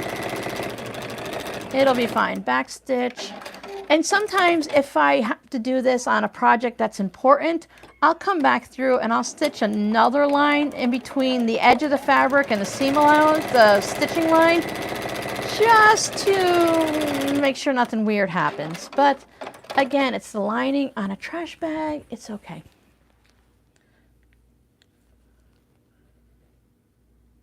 Oh, that's sneaky, sneaky, Jody. It's kind of nice because you used to make things for him and now he can make things for you. I've seen a lot of other people, especially new to bag making, have this same problem.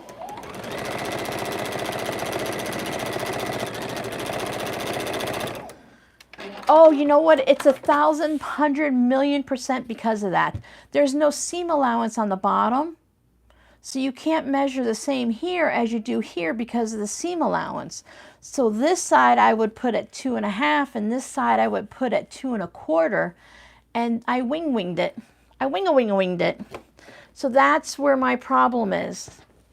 Okay, so when you do this, account for your seam allowance. So whatever, like if you're going to do a 1/4 inch seam allowance, you need to make sure you adjust for that. So where this would be 2.5 on this side, at the bottom it would be 2.25, and then you wouldn't get the wonky bits. But we're going to just deal with the wonky bits.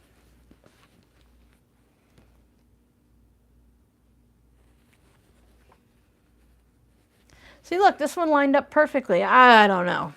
I just work here.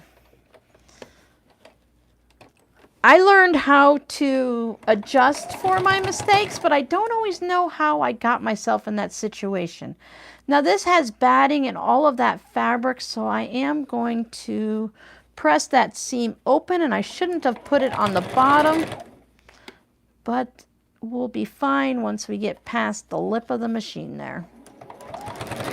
Sometimes it's so thick, I like to go over the seam, backstitch over it a couple times, just to make sure everybody's happy and they're all staying in place.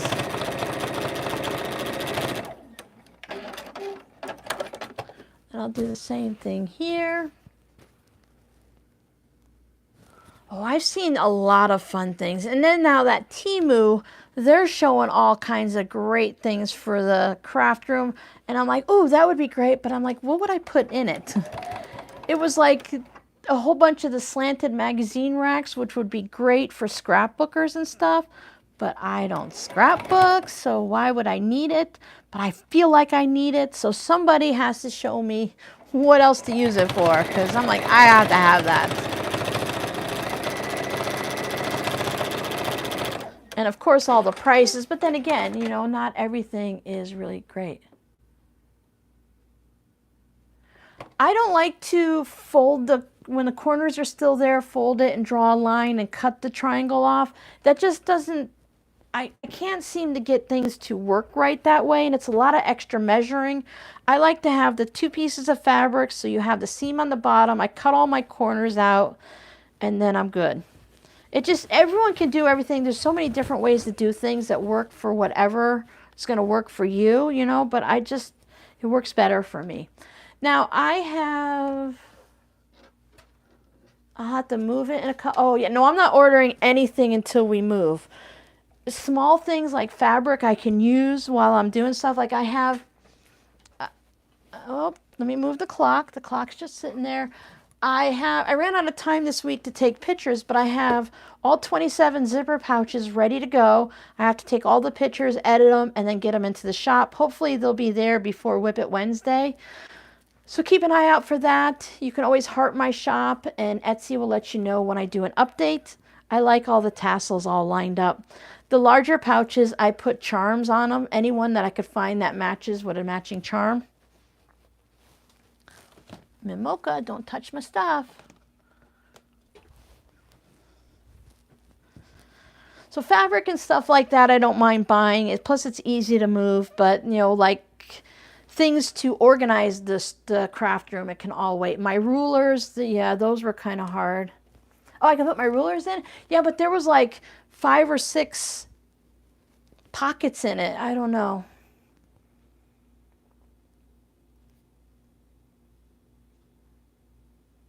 Thanks, Jody. Thank you, Lucy. Yeah, they're fun. So, okay, now I need to have right sides together. I like to put my lining inside my outer fabric because I made the bottom parts narrower.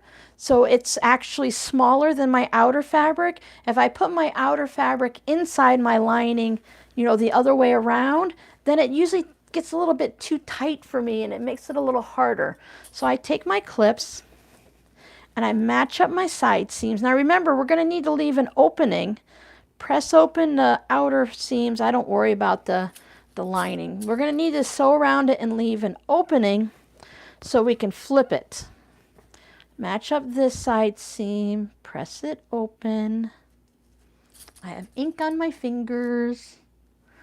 All right, now my trick to find the center is I make sure the bottom corners are all in, and I grab the edges and just pull it, and I tighten it, and then I grab the center before it comes apart. And that's how I match up the center, so it's all lined up. All of the fabric is evenly dispersed all around.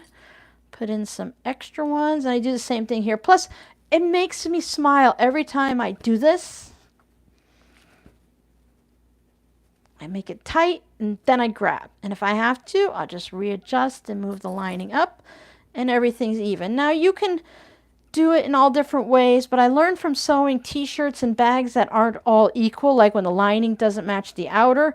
You have to find the middle, then you find the middle of your next section, and if you have to, you find the middle in between and put your pins.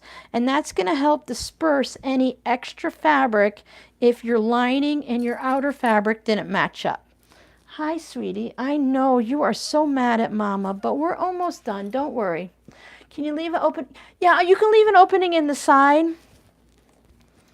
And I thought about doing that, but I decided that leaving an opening in the side and the bottom is the same knowledge base. I wanted to go ahead and do this and show you my struggles and why I don't like to leave an opening in the top. Now, I'm going to leave my opening right away because otherwise I'll forget. So I will take out the clip from the center, and I'm going to leave a 2 or 3 inch opening depending on the size of your basket. I'm going to go with my 3/8 seam allowance so that I have plenty to tuck in. You can do any seam allowance you want. Maybe you want to move your needle a little further. I can move my needle 3-4 clicks to the left. Gives me more seam allowance to tuck in. Or I can just leave it at 3/8 back stitch. I have the side of my presser foot lined up with the side of the bag. And then I am sewing from the lining fabric, so not everyone can take this off to have that free arm in the machine, so I just sew it from the inside so I have a flat spot. I can keep all of this out of the way with my left hand, and as I'm sewing, I can just pull the clips off.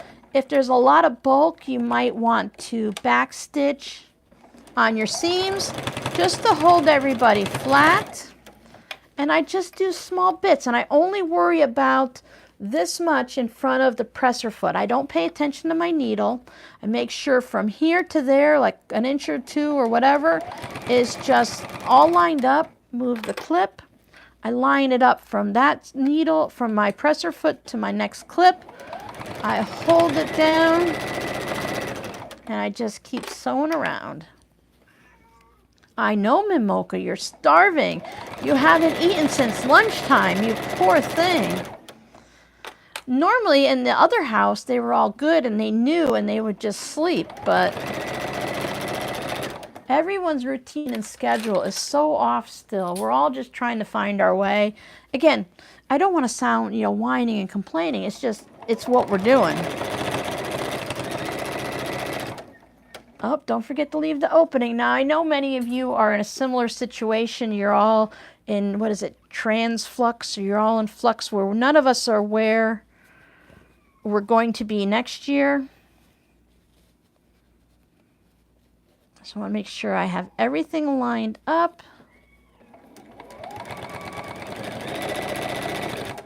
Leave a decent size opening because we don't want to have to pull this out a little tiny opening.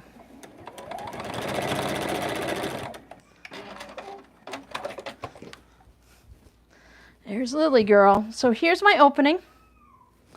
I'll just reach in and pull it out. Now if you're using something like fusible fleece, or if you're using the foam or something, you might want to leave a good size opening. And with this cotton batting, I don't have to worry about anything wrinkling. I pop out my bottom corners to make sure everything's good. And so here's my lining. I want to shove that back in there.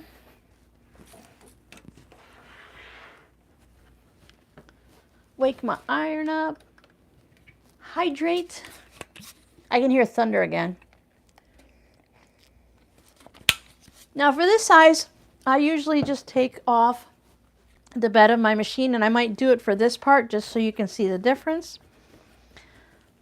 And what you need to do is you need to roll this down so that your lining is not peeking out the top. Now, what you can do is you can go ahead and put clips on it everywhere, but I usually just end up ironing it. If we didn't have the interfacing on there, the fabric, the cotton lining would grab onto the cotton batting. We're going to fold this over, so if it's not perfect, it's going to be hidden anyway. So if you have lining showing, it's going to be fine. After we fold the cuff, we could even stitch it down so that the cuff never comes uncuffed. So I'm going to iron it from the inside. My daughter's cats, when that one, she has two, Lily and Daisy, and when Lily is hungry and wants to be fed, she cries. My daughter's gone for the next month. She'll be in Pennsylvania helping a store out where she works, a Mission Barbecue. So she's going to be helping them out for 4 to 6 weeks. So I'm 100% in charge of all 5 cats. So I asked my son Justin, when Mandy, my daughter Miranda, we call her Mandy, when she's not home normally, he sleeps with his bedroom door open. I said, the cat wakes you up at 7, right? And he laughed at me. He's like, no, she wakes me up at like 5, as if when my daughter's home. She wakes my daughter up from a sound sleep. Now, the problem I have with this is there's always a little bit of the outside. It gets a pucker, I tell you. So I have to be careful how it is. But again, we're going to fold this cuff down. And you're not going to see the pucker because I'm going to stitch my cuff down.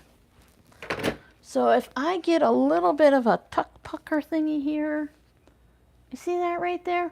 When I'm stitching, a lot of times I will stretch it so that it disappears. But since we're going to put the cuff and sew it down, what is the finished size? Okay, right now, the bottom parts are 6 inches wide. And then the side, it's about 5.5 inches deep. Because of the way I cut it, this piece here should have only been 5 inches, but it's 5 3/4. And then the height, it ended up being just about 7 inches tall. So I'm going to stitch around this, then we're going to fold the cuff, and then we're going to stitch the cuff down. Yeah, remember we totally made this up, but this is definitely a nice size. I like the little tiny ones because I empty mine all the time. But if you guys, it's like the dryer. I empty the dryer lint after every dryer use.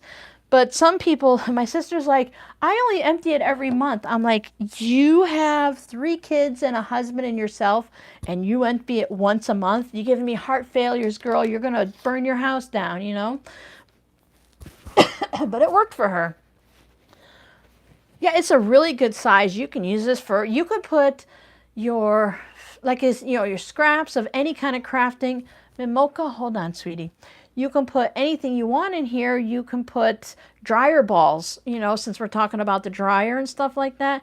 Now I'm going to stitch the part that's open first. So I'm going to set this right in on the little arm here. Now I'm going to stitch it a little bit less than 3/8. I'm going to line it up there. You want to make sure you stitch that hole closed. So whatever your seam allowance is that you tucked in there, you need to make sure you're top stitching. It's not an actual seam going around here. We're top stitching. So we need to make sure that we're going to catch whatever's in there. So I like to just move it on my foot instead of moving the needle. Excuse me. So that I can judge, I can see where my needle is to make sure that I'm going to get my seam. I do it a little differently on my tote bags. I like to go around it twice, but this is going to be fine. Do we miss anything? Fat quarters. Fat quarters work great. Exactly, but some dryers say you don't have to empty it but once a week, and I'm like, I can see the difference between my clothes and the kids' clothes. They have a lot of work clothes and stuff. Mine has a lot of thread and batting and stuff on it. But when I empty out the lint thing, the lint trap, it's just a little bit of a light lint to it. But when my kids empty it before, when they put clothes in the dryer, I empty it when I take my clothes out. So mine's always empty. Theirs is always black and it's all covered and everything like that. So I'm going to back stitch here, and you can put pins and clips and stuff or glue it, double-sided tape. I hear you, Miss Mocha, I know. So I'm going to stitch just along here. Do my best to hide that pucker. Now I've gone past the hole, so now I can zoom. Not too fast because I don't want to have issues on the seam. And of course we have all of those seams and the batting and the interfacing, and I'm such a terrible mama, torturing all the cats in the house. Everyone is starving to death. They all just want canned food. That's what they want. There's my seam. And I go back and back stitch again. Oh, you guys can't hear Miss Mocha? She is about 2.5 feet from me crying. And Lily, oh, watch the cords. Lily's in the living room screaming and crying. Now, out of 5 cats, only 2 of them are being mouthy. But I'm glad you guys can't hear them screaming and crying. So now what I want to do, well, I want to get all these threads from the opening because there's always threads poking out somewhere. There. So I'm going to leave the arm off, make sure everything, so there's the inside, loose threads and everything. It could have been a little tighter. As I said, if you don't put the interfacing on it, now you can put fusible fleece on the inside also, and it will make it a lot sturdier in there. And then I want to just fold this over. So I'll give it a cuff. And, oh, there's Miss Mocha. Miss Mocha's here too. No, Miss S'moresy, that's who she is. Let me just grab my ham. My little pressing ham here. That's going to make life easier. There's not enough room for my butt and the chair between the bed and stuff. All right, you guys said I can set that down for a second. Emptying the lid every time is also more efficient. Yeah, it dries better. I agree. So you want to see if you can get the cuff to be, let me do this. You can measure it. I can put my ruler up inside my cuff and I can go, okay, so let me fold it down a 1/2 inch. Let me fold it down a full inch. So I think I want 1 inch. So I push my ruler all the way up in there, get my inch, make sure my seam is right there, lined up. I'll put a couple pins on that. And I'll come to this side and I'll line it up.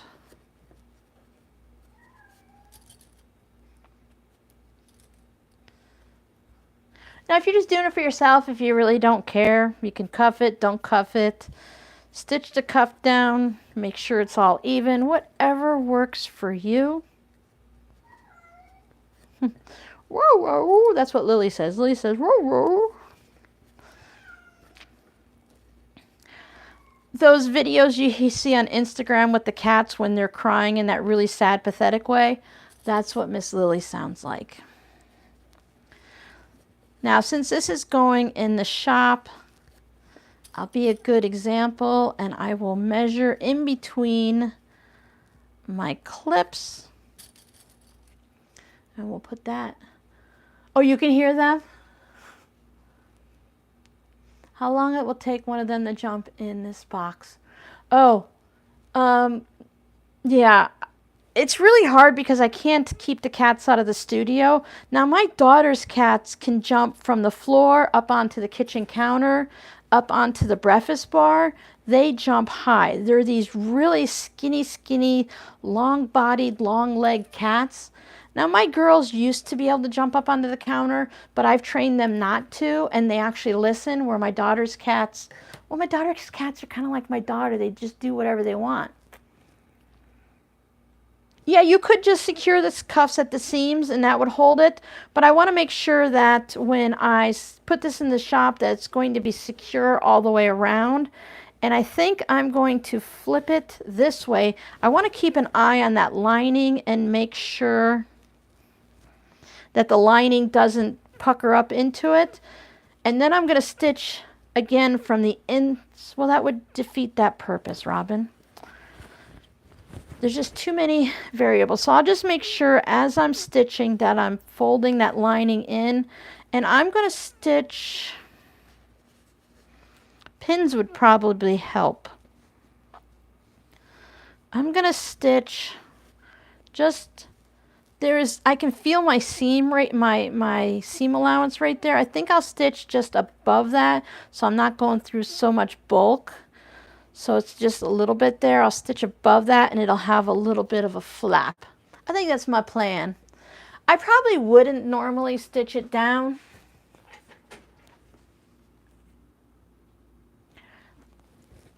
I think if this was bigger, now my girls love, you know, baskets and beds and stuff. This is kind of too small for them. I have, even little S'morezies she's 6 pounds and a little tiny thing, but she wouldn't fit in there. But they do love, cats of any kind love to curl up in spots. So the problem with the clips is you do have to be careful because the clips like to pop off when you're doing stuff like this. But I think I will line up the left side of my presser foot, keep my needle in the center, and stitch around that way. Bring my threads to the top, back stitch, and there we go. I think this is just something different to have in the shop when it's folded over. I like the ones where you make the lining longer by 1 inch or 2 so that when you sew them all together at the top, the lining will automatically come over the outside. I was looking for a tutorial for that just to see if I remembered it correctly, but I didn't see one. But I'll have to find it, or you know, try it out and get the measurements right and go from there so I can show you guys how to do that also. Sorry if I missed any comments and questions along the way. If you move your clips a little, you won't even have to remove them as you're stitching. You can do a fancy stitch around here. That would be fun. I know not everybody's sewing machine can do this, so of course you just fold it down. Most of the tutorials I saw, they just folded it down, but now if you see those same tutorials, now you'll have another option you can choose. There's a lot of bulk. Take it easy, have a sharp needle. If your machine does well making any types of bags, you'll be okay on this. If your machine does not do well, I would probably just fold it over. You could always add glue, double-sided tape. All of those things would work. Coming back to the beginning.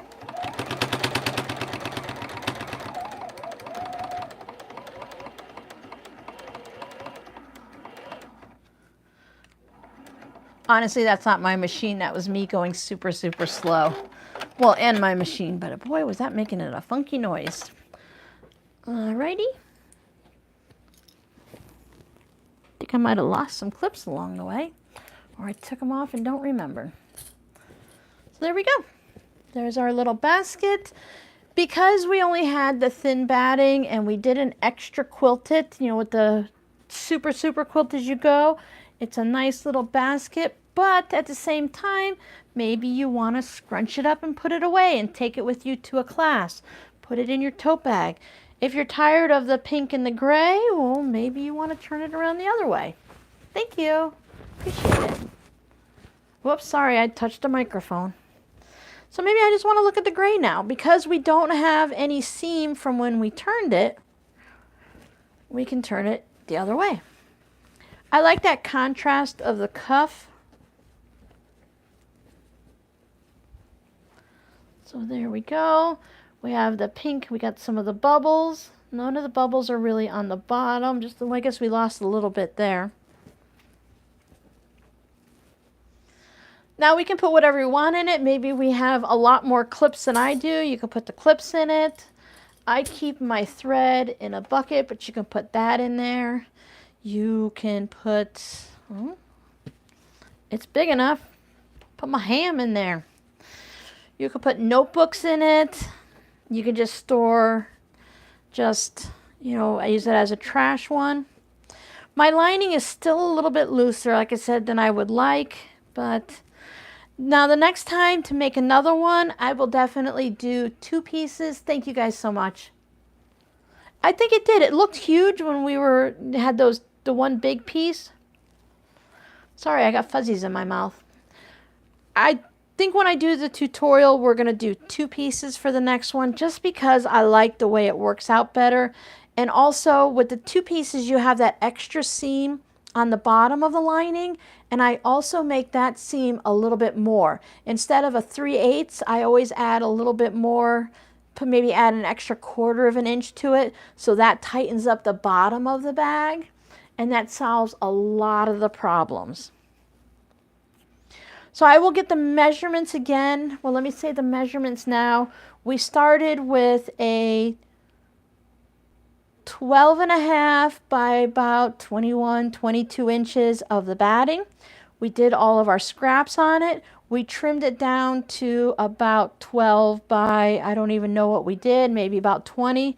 So this finished one ended up to be 6 inches this way. I'm just measuring the bottom parts, 5 3/4 this way. And with the fold, it ended up being just about 6 inches this way. I have some threads in the seams that I can see, so I'll get those all cleaned out. Now what I like to do next is I take this and I find my corner and I bring it up like that and I give it a good press. You can also take this and stitch the edges.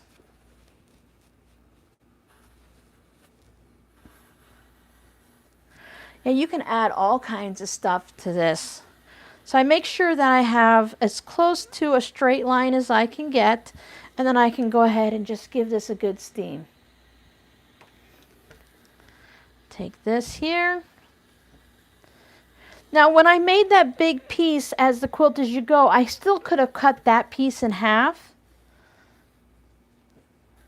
And then I would have had the two pieces, so I can work on one piece if I want, and then just turn it into two pieces. So whichever is more comfortable for you, you do what works for you, right? I mean, we took scraps, things that might have been thrown away. Now I can go from corner to corner on the bottom. And I can give that a press. Now if you want to sew along the bottom or the sides, you just top stitch about 1/8 of an inch. This one already has the seam there, so we'll give that a nice little press. If you did this in Christmas fabrics, all the holiday buttons, the Halloween buttons, the Christmas buttons, there are a lot of fun ones. Oh, if you make it a certain size, you can put the baby diapers in it, or the little washi cloths, or all the little girl hair supplies. There's so many things you can do with these baskets. See, now that gave it a more of its shape. If I spent more time and more steam with it, you can get that really nice and crisp. So what do you think? I like it. And this is great because if we all made one, and we made it together at the same time, you posted pictures of them or lined them all up if we were in the same building, they would all look different because we could all do the same thing and follow the same idea, but we're following an idea. Even if we followed a pattern, you're really going to be able to do whatever you like with it. So change it all up and do what you want. You see how much scraps I went through? They weren't a lot, but I used up all of them, and I even had to bring more scraps in, so I think we did a great job. Guest towels, face cloths, you can roll them up or fold them. You can put charm packs in here and fat quarters. There's another thread. As quilters and sewers, we have threads everywhere. But I'm so glad you guys liked it. Small toys, Legos. If you have, you can make this bigger and make it whether you want it flexible or sturdy, and then you could put it out in the living room for the kids' toys or the cat toys and stuff. Right now my daughter has a cardboard box in the living room for the cats to get stuff out of, so I think that's really fun. This would be really bright and colorful, so you don't have to have a college dorm looking type of house. Now things are different now, or frat, you know, the stereotype of the frat boys and stuff like that, where everything's just a mess and it's made out of cinder blocks and milk crates and stuff. I remember that phase back in the day where that was really popular, to use a lot of milk crates and stuff. It comes and goes. My squeaky bed. But you can have something nice out there and you used up your scraps. So thank you guys so much for hanging out with me. For those of you on the replay, if you're still here, thank you for watching on the replay. Let me know if you have any problems with the replay with the sound. I'm so glad the microphone worked. We'll figure out more things as we go, and just when we get it all figured out, I'll move to Arizona and we'll have to start all over again. So look for this tutorial on Friday. I'll make it quick and easy, and I'll try not to talk very much. Make sure I have a whole load of these in an old CD rack for my fat quarters and larger scraps. Yeah, I think it's great. Let me show you before. Oh, no, I can't. It's buried. But Michael's had in the kids department where they have all the different kids' toys and kits and craft stuff, there was this thin foam that they had. They had a thicker foam and a thin foam. It's like their craftology department. If you're making baskets like this, you could sew them like this through that foam. And you wouldn't have to, because the foam you buy by Annie's and anywhere else like Joann's and stuff for the bag making, that foam is really expensive.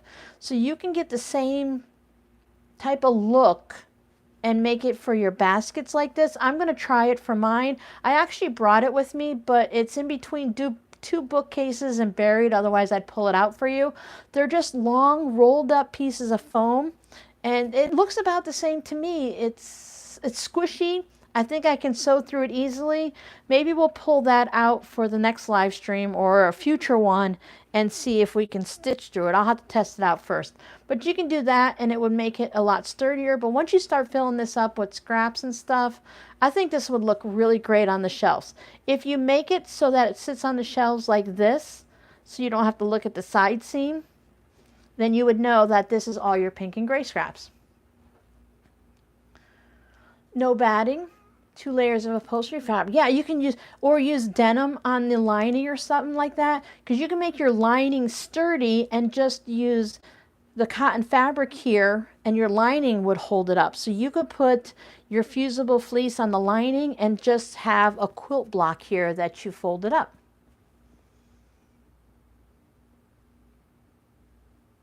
I didn't plan anything, Susan. It just, the way I made it, we did a lot of diagonals from the log cabin as we worked out. I could have easily just made it in straight rows and stuff like that, but I love the diagonal look. So when I stitched them down, you could see where I sewed my 2 pinks together. If you remember the ones that, here's the cat in the corner. So I did stitch them down diagonally on purpose. I just didn't know what it was going to look like when done. So you can see here is that word that I already forgot. So here's this is where I started right there and I worked my way out. All right, I'm gonna let you go so I can feed the poor starving cats because dinner is an hour and a half late. Thank you guys so much for hanging out with me and I'll see you guys next time. Bye.